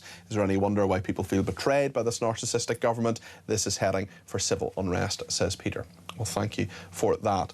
One thing that we have been discussing yesterday, well, actually the last few nights, has been the Defence Investment Plan, the DIP, as it's called. Mark Francois, the Shadow Defence Minister, was with us yesterday. Still being discussed in Parliament today. As far as I can work out, another broadcaster said today was the second last one, but I think he has two more. I think there are two more PMQs for Keir Starmer. Whatever it was, anyway, he was at Prime Minister's Questions today. As you may know, on a Wednesday, when there's Prime Minister's Questions, Julia Hartley-Brewer very kindly has me in at 12 o'clock and we chew through it together in terms of what happens there. Earlier on today, Kemi Badenoch tackled the Prime Minister on the Defence Investment Plan, or lack of investment as she would have it. This is what she said to the Prime Minister earlier today. 3 weeks ago, the Defence Secretary resigned, saying, I am being forced to make decisions that would increase the risk to personnel on operations and could make the country less safe. Since that letter, the Prime Minister has only increased spending by 0.01%. We can count, the generals can count, the Kremlin can count. His plan doesn't add up. How can the Prime Minister possibly stand there and say that this is enough? This is the most significant upgrade in defence spending since the 1980s. The Chief of Defence Staff has been clear that the plan accelerates the transformation we need for our armed forces. The First Sea Lord, it funds the capability we need to fight and win. The Chief Air Staff strengthens our contribution to NATO, and she must have missed that yesterday the Secretary-General of NATO welcomed the plan. That was the Prime Minister speaking at Prime Minister's Questions today. He's got, I think it's two more. I think there are two more, because in terms of what happens, we've got next week is the 8th, the following week is the 15th, and the nominations will still be open for leader of the Labour Party. That all closes on the 16th. Then on the 17th, Andy Burnham, barring a miracle, becomes leader of the Labour Party unless he's challenged, in which case it'll be a leadership election. I just don't think that's going to happen. I think Andy Burnham then becomes Prime Minister on the 20th of July. It doesn't happen on the same day, Monday the 20th of July. We're actually just talking about it in the office today in terms of kind of planning and where I'm going to be on the day and all the rest. So it'll hopefully be in Downing Street, but we'll see what happens. I've done a few changeovers of Prime Ministers in the last few years, let me tell you. But on the defence plan, there's a lot in this, and we've also had Rachel Reeves, the Chancellor, saying that actually it's all down to her that the money is even there. But the money isn't available, 4.7 billion of it, and Andy Burnham's going to have to find it. Let's speak to Linda Jubilee, the broadcaster and journalist, about this. Linda, you're very welcome to the programme. Tell us your thoughts on defence and where we are with this. Look, we all know that there is a nearly £5 billion funding gap here. What we don't know is whether the 10 billion that remains is actual real money, and an awful lot of it probably isn't. Now, the fact of the matter is that originally the military wanted £28.5 billion. That got downgraded to 18.5 billion, and finally John Healey was offered 13.5, at which point he said, I cannot defend this realm. Now, Dan Jarvis has come in and accepted the poison chalice. That's been sweetened a little bit by an extra billion, but that's nowhere near enough. I mean, 100-page report came out on this, and I watched many politicians discuss this today. I doubt that any of them have fully read the 100-page report. And what troubles me is, OK, there's a load of numbers in there, and you can talk about the numbers, but it's the numbers you're not talking about. It's the absence of stuff that we are not discussing. And the fact of the matter is, it's not just that you have to fund, weaponry and soldiers and everything else right now, and right now is imperative because we are in peril, particularly where the Russians are concerned. It's the investment for the future that we haven't come up with. And right now, weapons are advancing so quickly that even if you get into a factory right now with the latest weaponry, the latest designs, by the time, I was told this by a military strategist today, by the time you get them onto the battlefield, they're likely to be outdated. Well, that's true. And you can't just, if someone invades, you can't just rearm immediately. It takes a long amount of time, doesn't it? And that is something that we haven't been investing for a very long time. It's not just Labour's fault, it's the Conservatives as well. In fact, one senior military person I spoke to, I think it was Richard Kemp, Colonel Richard Kemp, said to me a couple of weeks ago, this goes back to the Cold War. I just want to talk about another story as well, which is the issue of migration and what the Labour government is doing on that. Let's just have a look at what was said again at Prime Minister's Questions. This question came from Lee Anderson, the Reform UK MP. But if a Prime Minister is really serious about protecting young women and girls, does he agree with me and Reform UK that every single illegal migrant coming to this country should be detained, not allowed to claim asylum and then deported? Prime Minister. Mr. Speaker, I'm very proud of the fact that after net migration reached almost 1 million under the party opposite, we brought it down by 82%. On the asylum system, which he references, now asylum decisions are made at record levels, the backlog is down, removals are up 41%, and we're closing asylum hotels. They lost control of our borders. Now small boat crossings are coming down, and we deported 70,000 people with no right to be here. We have such a raft of policy. The immigration and asylum bill is coming up. We also have various stories today about people using the European Convention on Human Rights to stay in this country. They come here illegally, they then have children, Linda, and then say, oh, I have a right to a family life, I have to stay here, you can't get rid of me. And there's so much unfairness that is part of that system. I wonder how you assess that, and whether you think Andy Burnham has the stomach for the fight when it comes to the immigration and asylum bill, and what people actually, well, what Labour actually wants to do at the moment, never mind what it might want to do in 3 weeks' time under his leadership. Well, I think that if you listen to his speech of yesterday, gosh, it was yesterday. It seemed like a long time ago now, but there was one thing missing for that entire speech, which was supposed to be a singular and very important speech, and that is that he did not talk about immigration at all. Yeah, now, you're right. It was on Monday, the speech, believe it or not, but certainly a lot has happened since then, Linda. Should he have tackled it? Of course, because you can't possibly talk to people about how you're going to change the country when you are not addressing one of the subjects that matters most to them. Now, you might want to put that into perspective. One might want to put that into perspective by discussing, for example, defence and various other important things. But if you're not addressing the thing that actually matters to people when they're out and about talking, then really, what have you made the speech for? That's a very good point. And in terms of home affairs in general, we talk a lot about foreign affairs, defence and so on, that Andy Burnham doesn't seem to have much of a view on. Do you feel he has a strong view on home affairs? Have you heard very much from him, either not on Monday, but in the past, about how he actually wants to deal with things like immigration, crime, the scourge of antisocial behaviour, for example, that we were talking about yesterday on the programme? No, I don't think we've heard very much at all about actual policy.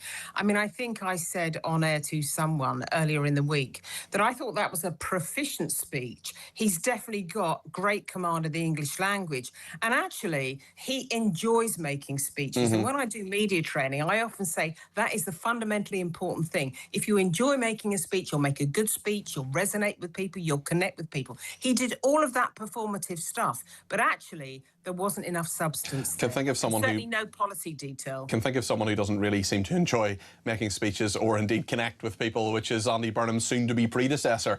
Linda, thank you for joining us this evening. Linda Juberlee there, broadcaster and journalist. Loads to discuss. Tell us your thoughts on what Linda said there. 0344 499 1000. Quite a number of people getting in touch about Farage as well. Mike in Lincoln says, I personally don't give a hoot about Farage earning money, just like any other politician, and I am not surprised that the great and the good are being hypocrites over this. Where was their opprobrium over Rayner dodging tax, then paying it off by earning public money, public speaking, or so we're told? Well, she did. She declared that she did earn a lot of money. It wasn't just being told, it was true.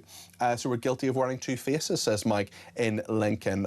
The whole principle of whether you think politicians should have other careers and do other things is a big, big part of this as well. Sue's been in touch and says Nigel earned the money and he has to pay for his own security. We still haven't heard why Starmer accepted all his expensive freebies. Big questions over all of that. We'll get into this with Farage's biographer, Nigel Farage's biographer. There is a great book called One Party After Another, written by Michael Crick, and we'll talk to him in just a second. But I just want to, first of all, tell you about football. Of course, we had football earlier in the evening. I have absolutely no doubt whatsoever that Michael Crick was watching it as a huge football fan. We're, of course, celebrating the summer of football in style, and as part of that, we have a competition. You can get your hands on £26,000 in tax-free cash. It could land in your pocket with a few clicks of a finger. Well, no matter what you want to do with it, whether you want to book a luxury holiday, pay off all your bills, or just live a bit better this summer, it really is a life-changing amount of money. If your bank balance could lose an upgrade, here is everything you need to know. For your chance to win, visit talk.tv/win or text TALK to 83338 by 6 p.m. on the 20th of July 2026. Texts cost £2.50 plus your standard network rate. Or send your name and number by post to Comp 1 PO Box 3190, Colchester CO2 8GP, to arrive by midnight on the 23rd of July 2026. 18 plus, UK residents only. So for your chance to win, text TALK to 83338 now. This is a network promotion. Full T's and C's at talk.tv/win.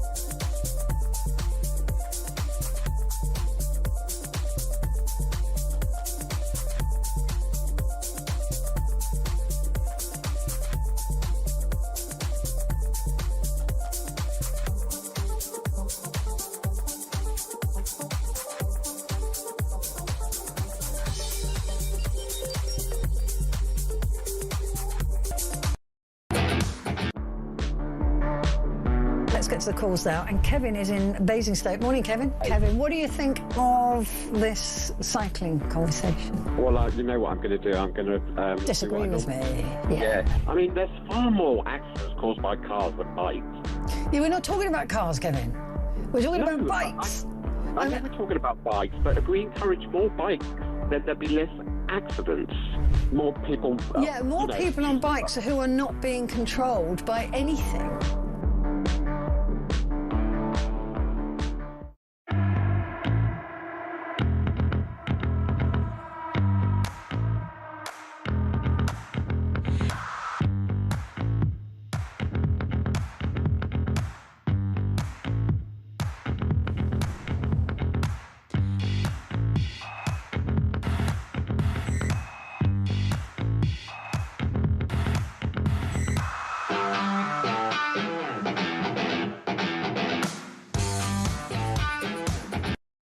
Across the UK, on DAB+, on YouTube, on your mobile, and on your side.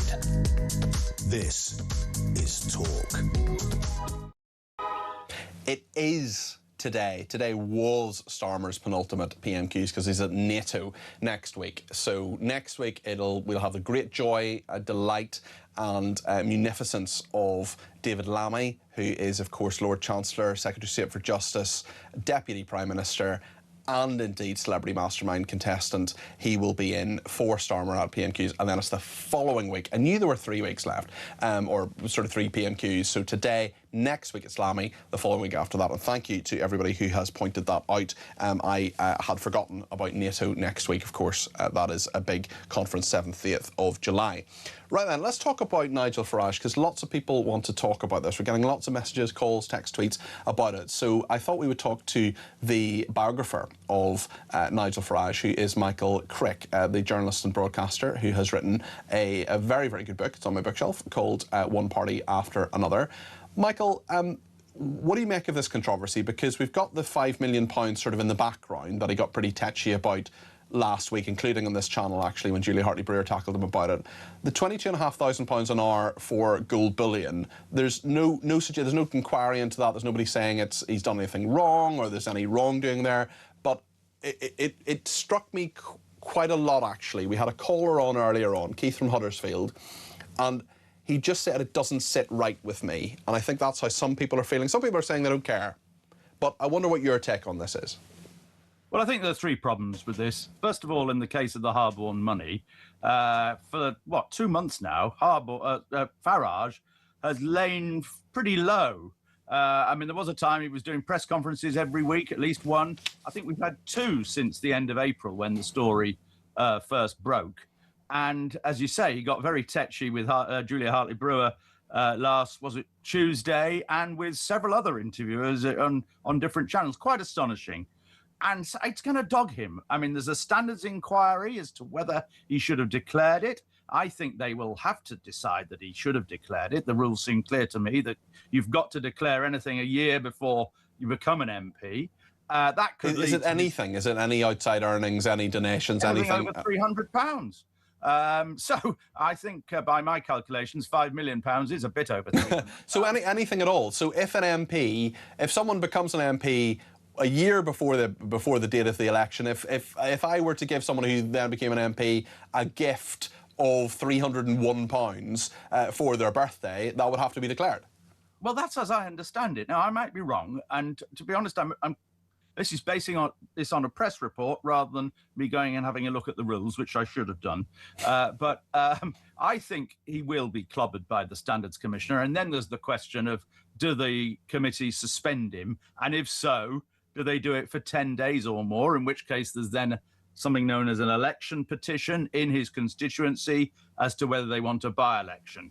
I think the Standards Committee should be careful there, because they might think this is a good way of getting rid of Farage, but I suspect Farage would actually win that by-election. I think he'd win it by an increased majority, and he would use it to his advantage, because... And I think he would use it to bounce back, because he is in the doldrums right now. Now, the second issue is how it looks. And I think Farage is getting a bit Trumpian. You know, he seems to be trying to emulate in Donald Trump in using his political popularity to make loads of money, and he's the highest paid MP at the moment. And not only is the gold money and the Harborne money and the money he gets from presenting GB News, although not as frequently as he used to do, and other things as well. And I think he needs to concentrate on the main job, which is leading reform and being a member of Parliament. And there's been a lot of grumbling that he doesn't spend enough time in Clacton. He's very much a one-man band in running reform. There's not many able people around him, either, you know, in Parliament or in the back room.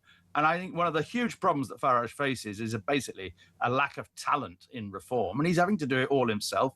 The guy must be utterly exhausted mentally and physically. He needs a long holiday. And so those are the problems. And that's a sentiment actually about the break that Dr. David Bull, who was the chairman of Reform UK, what do we think is going? David, in fairness, I know David. He's a former presenter on this station. I think I can probably call him a friend. I do want to interview him about that and do a proper interview, and we'll hopefully do it in the next few days when he's free to do so. But what do you make of the fact that, I mean, there's clearly something going on. There was Makerfield which didn't go nearly as well for them as they thought they would. They're down slightly in the polls. I know it's not all doom and gloom. They're still leading in the polls. There's still 24 points in the latest YouGov poll. But things do seem to be slightly changing for Reform UK. I'm sure Nigel Farage is feeling the heat on this. Do you think that how do you think he will tackle that? Well, I think the decline in the polls is not in the last few weeks. Yeah. It's since last autumn. Last autumn, most of the polls had Reform above 30%. Most of the polls in recent weeks have had them around about 25, 26, 27%. So it's about a 5% drop. But that is serious, and that could make the difference between a majority in the House of Commons and not getting a majority in the House of Commons. And of course, they won the local elections, got more seats than anybody else, and resounding success there. The real problem is in these parliamentary elections, where, to put it bluntly, all the other parties are ganging up on them. And the astonishing thing that happened in Makerfield is that between them, the Conservatives and the Liberal Democrats and the Greens, all three of which like to win by-elections every now and then, between them, they got, I think, about 3% of the vote, 3.5%. Restore, this new party which is coming under Rupert Lowe, got 7%.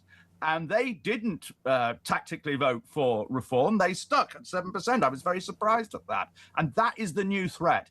And the two things that are really worrying Farage right now are both self-inflicted, I think. First of all, the Harborne money. You know, Farage wants to be very, very rich. He resents the fact that all his mates in the city from 30, 40 years ago are all millionaires, multi-millionaires, and he didn't make much money in the city. And secondly, the Rupert Lowe problem and the Restore problem, a party to the right of reform, which are certainly not going to go away, especially after their extraordinary success in getting 7% at their first time in a parliamentary election ever in Makerfield. That is self-inflicted because Farage fell out with Rupert Lowe, tried to accuse him of bullying of staff, which didn't get very far. Even the police were brought in. Armed police turned up at Rupert Lowe's farm. So that is, there is clearly incredibly bad blood there, and that's going to dog Farage, and that, again, will drag votes away from reform. And I can understand why he's feling pretty tetchy right now. Although he may say, Michael...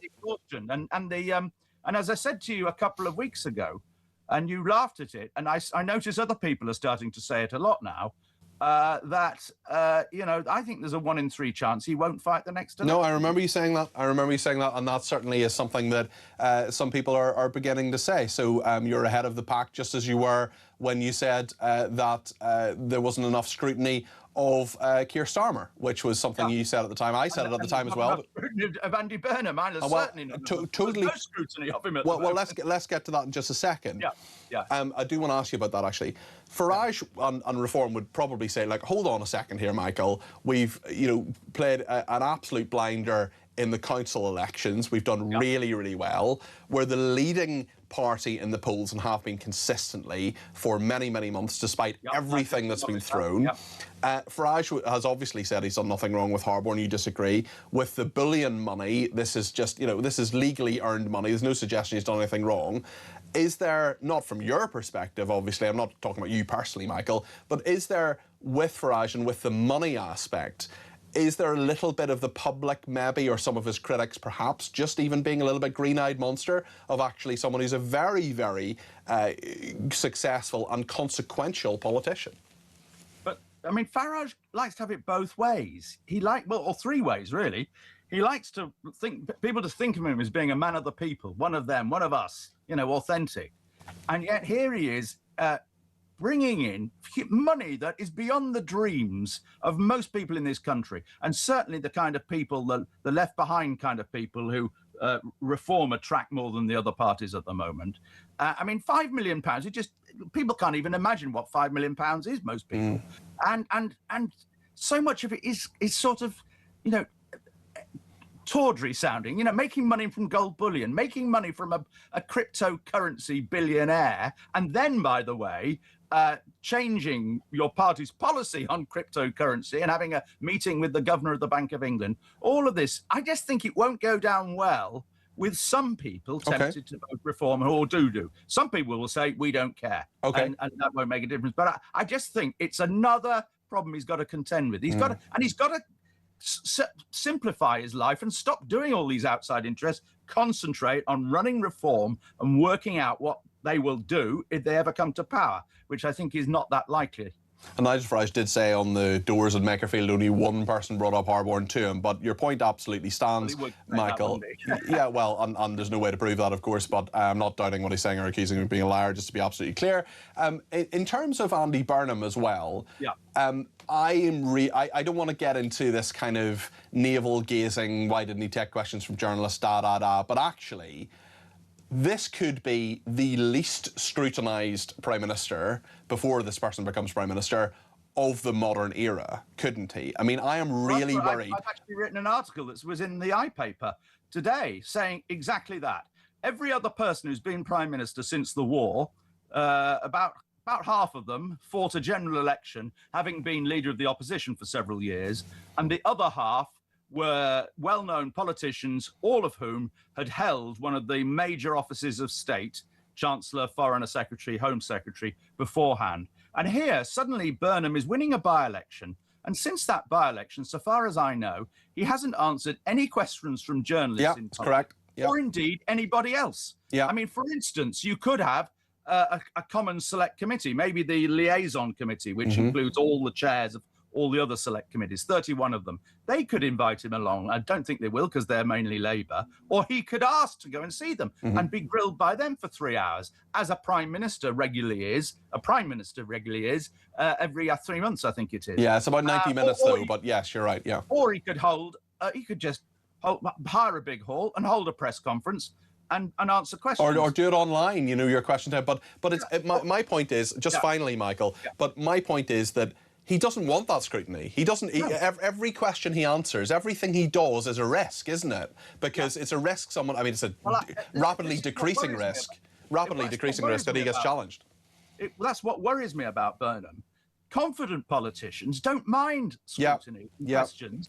It actually helps them sharpen up their act, because it draws their attention to things where they haven't quite thought it through, or little problems that might arise. I mean, take Blair, admittedly only in his early years as Prime Minister, did a press conference every month in Downing Street, and it went on for an hour and a half, and everybody was allowed to ask questions, and he would carry on until everybody had a chance to ask their question.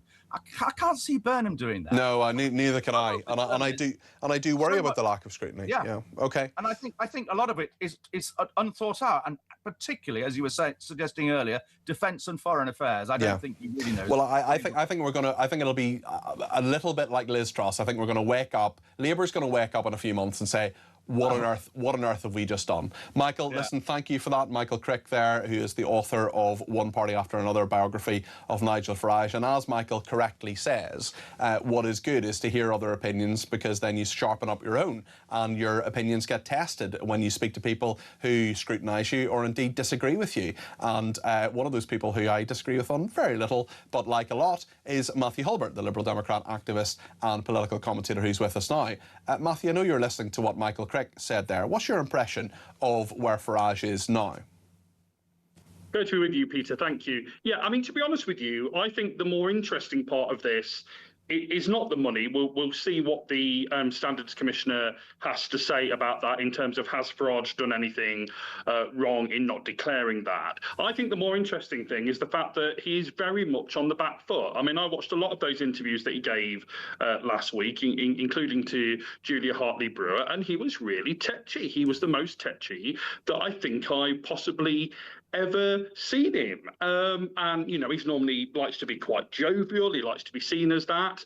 But this was him showing that he wasn't very happy at all at being asked those questions. And, I mean, you talk quite rightly about the fact that Andy Burnham is perhaps not being held to account before becoming Prime Minister. Well, at least Nigel Farage did the interviews. He did interviews with hostile media. He did a big interview with the BBC where, yes, he got tetchy, you're absolutely right, but he did subject himself to some scrutiny, perhaps not the same level of scrutiny, but we just haven't seen that from Andy Burnham, have we? That is true, although what I would say is that, you know, we're not seeing Farage as often as we had been seeing him previously. Again, as Michael Crick quite rightly said, you know, he was doing a couple of press conferences most weeks. He's not been doing that. But then there are lots of people, I'm not accusing you of this, Matthew, but then there are a lot of people on the left who say he's never off Question Time, he's never off the TV and all the rest of it. So you can't have it both ways, I suppose. But, I mean, in fairness to Farage, we know a lot about him. He does generally do, you know, quite a lot of interviews. But you're right, things have changed recently.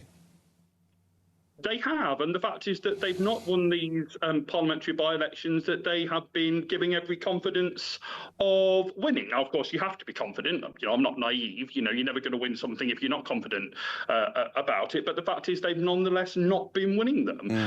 And we've seen a coalition not just of progressive parties who you might expect to come together to hopefully defeat reform. But, I mean, I think it was the case in terms of Makerfield that they found out that even a number of Conservatives had voted for Andy Burnham purely to not have reform. Oh, definite tactical voting, no doubt about that. I mean, I'm not suggesting that Nigel Farage is going to stand down, but I wonder what you make of what Michael Crick said there. He said there's a 1 in 3 chance of Farage not contesting the next election. I mean, I'm sure Nigel Farage would say, look, it's full steam ahead here, guys. You know, we are well ahead in the polls. We're going to be a majority government. I want to be Prime Minister. Everything I do, you know, from morning till night is to that end.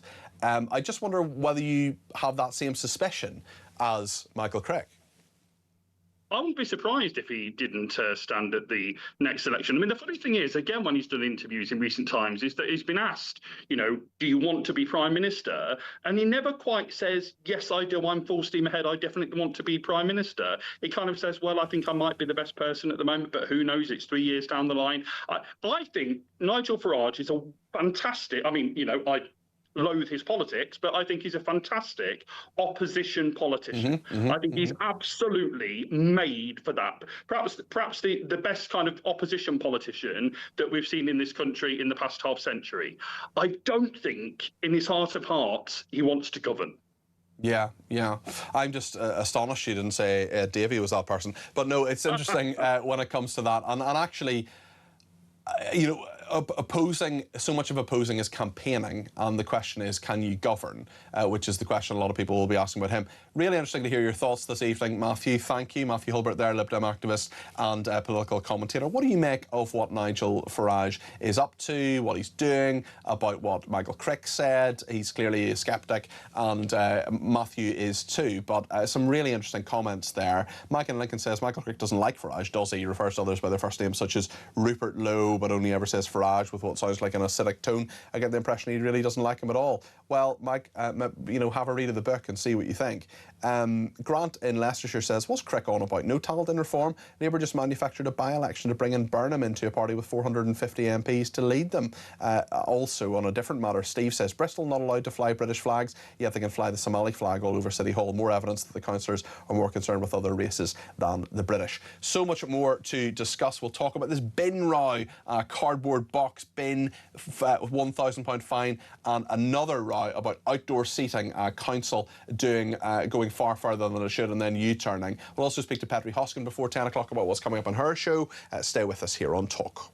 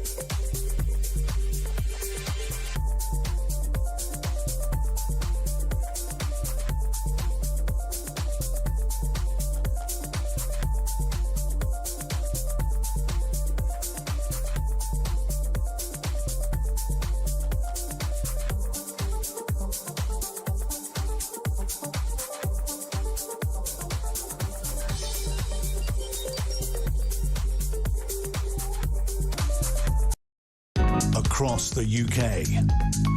On DAB+, on YouTube, on your mobile, and on your side. This is Talk. Thank you to Elisa in Chelmsford, who says, I am so sick of these people who are just jealous of Nigel Farage. If he's good at making money, then that is a tick in my book. Just think of what he could do for the country. I'm sick of the constant witch hunt by the media, but he said all along to expect this. I just hope that sensible voters won't fall for the negative reporting and negative commentators. It's a really interesting point you make there, Elisa. I do agree with you, but I also think, to a large extent, and I can totally see where you're coming from, I do think we do need to hold up Reform UK to exactly the same standards as we hold up other political parties. I am under no illusion. I would say, it's hard to know, but I would say the majority of people who watch and listen to this station are at least sympathetic to his arguments. Maybe they voted Reform, maybe they haven't, maybe they're planning to at the next election. But we do have a vast variety of people who watch and listen to the programme, and I do think, you know, you're absolutely, I take no truck whatsoever with what you, sorry, I have no challenge to what you say. I think it's a perfectly valid comment, but we do need to have these conversations and are going to continue to do so. But thank you so much for your comment. Really interesting. Lots of interesting comments this evening. Lots of interesting stories this evening. Not least the man fined £1,000 for leaving a cardboard box next to a bin. Matthew Goodwin Freeman is a Conservative councillor in Harrow. You have had some similar stuff in your own borough. Just tell us what's happened here and what you make of it. Yeah, so we've had similar instances in Harrow where residents have been fined for either overflowing a bin or putting things next to bins with their addresses on it. I mean, this story is effectively a guy put a cardboard box next to an already overflowing bin at a supermarket. War crime, clearly now, war crime. Get go, the Hague involved immediately. Well, let's break this down. Logic would have you go, I'm sorry, but that bin's already full. If only you'd broken down the cardboard box, a lot could have been avoided, Matthew. Well, absolutely. You could have also ripped it up and put it into other bins. You know, putting it actively on the street is fly tipping at the end of the day. And there are rules, and we've got to clean up Britain. So part of me has sympathy with the guy. I get it. I understand it. It must have come as a bit of a shock. But the other part of me does go, I'm really sorry. If the bin is already full and there's rubbish on the floor around the bin, what makes you think putting an extra box next to it is the right thing to do? Yeah, it's a very interesting point. And also Hounslow Council have been doing a massive U-turn actually about outdoor seating, pub seating, and this is a Green council who just don't seem to get it. Tell us about this. So this is a ridiculous story. I mean, a Green councillor was elected and within a couple of weeks seems to have got rid of some outdoor alfresco seating along the river. And it seems to be that this is just a NIMBY councillor who doesn't like something in his own backyard, so wants to get rid of it. Thank God common sense has prevailed. They've U-turned on this and allowed the pubs and restaurants to have outdoor seating. I mean, what else do you want on a sunny day next to the river than to be able to sit and have your meal outside? So I think this is ridiculous. I don't understand why people would want to become councillors with such ulterior motives. We want to support our pubs, our businesses, our hospitalities. Instead, the Green Council are making them do the blooming flamingo to try and get some licences now. So it's ridiculous, but thank God they've U-turned. Do you think a lot of councils, perhaps even these two, are creating more problems than they're solving? Well, there is a blueprint for what councils can do. They can follow Conservative-run Harrow Council that's introduced 1 hour free parking, really invested in our local high streets, cleaning them and making sure that people enjoy what is out there. So, no, there is things that councils can do to support our pubs, our high streets and our restaurants, especially at a time when the government seems to take. Were you supporting the hospitality industry earlier on this evening? I see you've got an England themed top on there. I was indeed, and God, 74 minutes of bitten nails and grey hair, but thank God we're through. Mexico's going to be an interesting one. Monday, 1 a.m. I'll try find where I can watch it. OK, Matthew, thank you. We'll see you back in the studio very soon. Matthew Goodwin-Freeman there, Conservative councillor for Harrow, on the crazy councils and the cardboard boxes and pub outdoor seating. What do you make of all of that? 0344 499 1000. Interesting one here from someone who says the rancid hatred on talk for reform in general and Nigel Farage in particular knows no bounds. Vile commentary. OK. We'll talk to Petri as well in the next section. We'll also make sure that we get as many calls on as we can between now and 10 o'clock. 0344 499 1000. Interesting text as well from Stuart in Biddulph in Staffordshire. He says, how do middle class people pretend to be working class then? Do you think that perhaps there's a discrepancy between their definition of working class and middle class and your definitions? How would you differentiate between working class and middle class then? What would your definitions be, Peter? Says Stuart. Fair challenge, Stuart. There are people who are definitely from working class. The people that annoy me are people from clearly working class origins. I'm talking about people like my dad comes from a very working class origin. His mother didn't work, she looked after the kids, and his dad was a builder and a joiner, a carpenter, did all sorts of manual work. They lived in a 2-up, 2-down terrace house. That is definitely a working class background, no doubt about that. My dad then went on to become a teacher. He became a head teacher of a school. He became middle class. He earned money and had a job that made him middle class. Now, he didn't go around saying, I'm dead working class me. And what annoys me is people who earn more money or change classes and then say, oh yeah, I'm really working class and therefore I've defied the odds and aren't I amazing, or I'm still defying the odds at this exact moment. There's someone I know who lives in a £2 million house who still describes himself as working class. I just don't think that's the case when their job, this person's job, and their background would say that they're middle class to me. Now, that's something you may disagree with, Stuart, but that's my view on it. And feel free to give me a ring to tell me I'm wrong. 0344 499 1000. We'll take more calls after the break.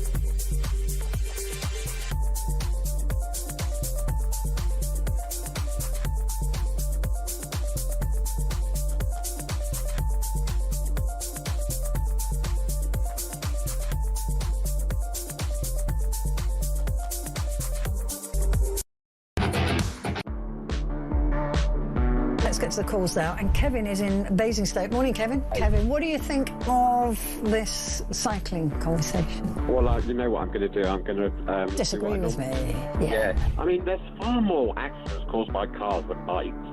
Yeah, we're not talking about cars, Kevin. We're talking about bikes.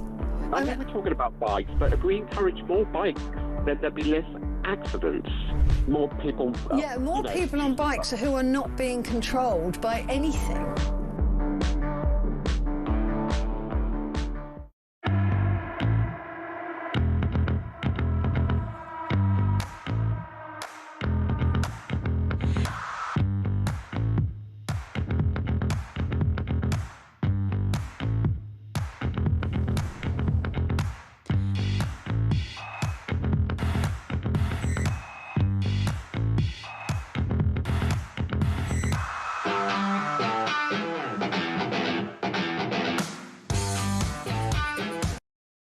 Across the UK, on DAB+, on YouTube, on your mobile, and on your side. This is Talk. Andrea is in Essex. She's given me a ring on 0344 499 1000. Andrea, you're very welcome to the programme. What would you like to say? Oh, quick request, quick comment, please. Please stop playing Starmer clips. It's very bad for my brain, Peter. Well, I tell you what, Andrea, in about 3 weeks' time, we're probably not going to play that many more. I can't tell you how bad for my brain it is. It was like being governed by Mr. Bean. He is the Prime Minister. I mean, you may not like him, but he is the Prime Minister. We do need to hear from him from time to time. Oh, stumbling. Do you like Andy? Do Andy Burnham's dulcet tones fill you with greater glee? Is there hope in your heart, as he said he wanted on Monday night? Oh, I wish. Oh, God, I can't bear it. Anyway, time for my comment. Go for it. Farage was offered a job for X amount of money. Yeah. He did the job. He got paid. Case closed. Mm-hmm. You know, I don't know where the objections can come from. Case closed. What I do object to is the millionaire Starmer and his greedy, grabbing wife taking free clothes, free glasses, free tickets, £30,000 on doing up the Downing Street flat, £1,600 on a shower screen. It's like a Peter Morris shopping list. So I agree with you on that, and I think Freebie Gate was the beginning of the end. I mean, that was the first thing he said. I'm going to be a different kind of Prime Minister. I'm going to bring integrity back. It's going to be so much better. And then suddenly it's like, hold on a second, what you're wearing, both on your face with your glasses and on your suit, is not paid for by you. It's paid for by a millionaire. Exactly. But what's the difference, Andrea, between that and the £5 million that Nigel Farage got? Ah, well, that's a different story, isn't it? Now, why? I do think the Labour government were extremely spiteful about withdrawing his protection. Security, money. yeah. Yes, I do. Extremely spiteful. I mean, in fact, just plain vile. But he should have declared it 100%. I understand. I think that this guy, what's his name, Christopher Harborne, yeah. Yes, would just do anything to get the loony left out. I don't think, there were huge favours attached. I think he just loathes the loony left as much as I do. And if you're a billionaire, this is not quite the world I live in, Andrea. I don't know. I'm not presuming your personal circumstances, but I'm presuming you're not a billionaire. But if you are a billionaire, £5 million isn't actually that much money, is it? It's so nothing. In the same way as I give my nephew 20 quid on his birthday, it may feel the same thing, and maybe well, it's only £5 million. Yes, I mean, I'd say it's small change to him if he's made that much money, but I think he loathes the left. And I do think Farage needs protecting. Absolutely does. But he should have declared the money, Peter. And do you think differently of him because of these things to do with money? Has your view of Nigel Farage changed in any way in the last few months? Not really, no. Okay. I think he's the only one that talks any sense. Very interesting. Listen, thank you for that, Andrea. Really interesting to talk to you this evening. I hope you have a nice evening. Mark's in Lincolnshire and has some thoughts on Farage which are perhaps not as positive. Mark, you're very welcome to the programme. What would you like to say? Hello, Peter. Hi. Hi there. Not quite like your last caller. Quite how this is any different, I don't know. I mean, he got that £5 million 4 months before he became an MP. But anyway, unlike Michael Crick, I have got the rules in front of me. Section 2, the House requires new members within 1 month of their election to register all their current financial interests and any registrable benefits. So that's what all this really comes down to at the end of the day. Now, where he's coming up a cropper is on the registrable benefits, category 2 is donations and other support. So anything over £1,500 or multiple donations over £500 each, totaling £1,500, have to be registered. Mm-hmm. Gifts or benefits or hospitality, anything over £300, and the same as if you receive that from somebody overseas. So he's clearly broken the rules. This is, as far as I'm concerned, there's no doubt of that. Okay, that's your opinion, clearly, Mark. Nigel Farage says he's done nothing wrong and he's taken legal advice. But hold on a second.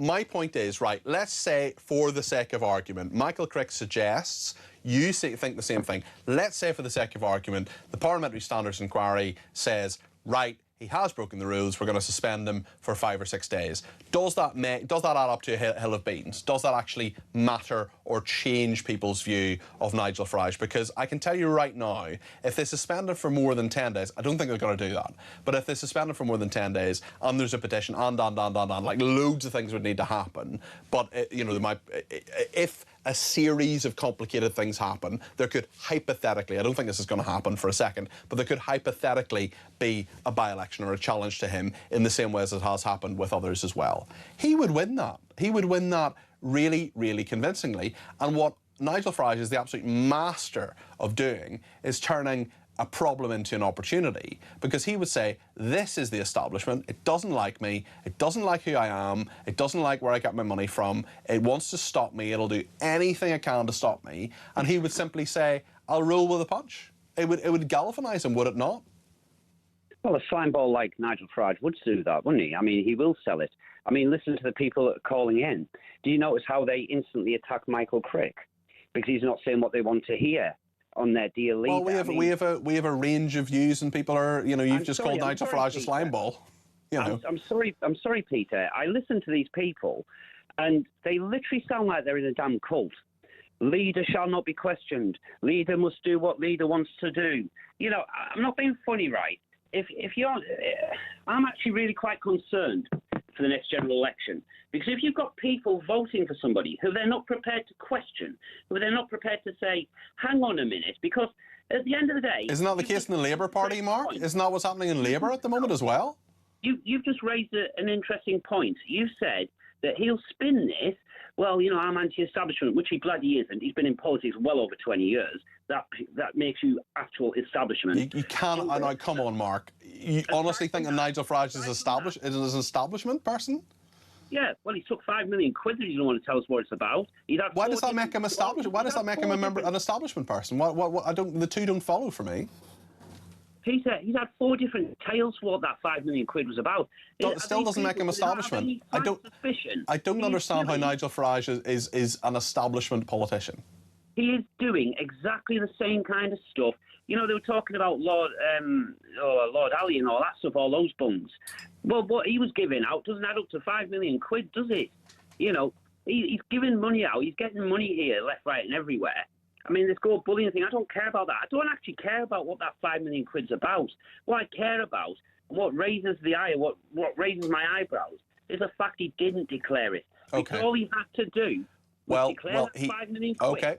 And you would just say, well, okay, he's declared it. I don't really care what it's about, because I don't care what that £5 million is for. Okay. What I care about is that he's had multiple reasons why he got the money. He didn't declare it and still insists that he didn't have to, where clearly he does have to declare that. Okay, well, we'll see what the Parliamentary Standards Inquiry says about that, certainly. And to reiterate, there's no suggestion whatsoever that Nigel Farage has done anything illegal or wrong when it comes to the gold bullion, when it comes to the Harborne £5 million. There is an inquiry into that. He says he's taken legal advice, says he's done absolutely nothing wrong. We will see what the Parliamentary Standards Inquiry says. Very interesting programme this evening on a number of fronts, and thank you to Mark in Lincolnshire for his call. After the news, you're going to be in the great company of Dame Petrie Hoskin. One day. One day, yeah. One day. Do you think so? I'm hoping for. I don't know what I'm hoping for. Knighthood, at least. I would say so, at least. Yeah. Or an OBE. Something nice. No, I think that will not happen. No, I agree. What's on your programme? Right, does Labour have a women problem? It's often been accused of the old boys' club. Starmer certainly was. Women being shut out of decisions, women being left out. Sue Gray certainly felt that way. Absolutely, and decisions being made without a single woman in the room. They all have to have the same haircut as well. Yeah, they all do have to have the same. Well, there are 2 haircuts. There's the Rachel Reeves haircut, and then there's the Bridget Phillipson haircut. Yeah. But it's one of the 2. It's one of the 2. You've got to have one of those. So I would never make it. But this is interesting because there was obviously had a meeting with the Women's Labour Parliamentary Group, and they are asking the PM to commit to a 50-50 split of women and men across the cabinet. Is that a sensible plan? I mean, listen, I don't care who the person is as long as they do the job properly. But so should we be forcing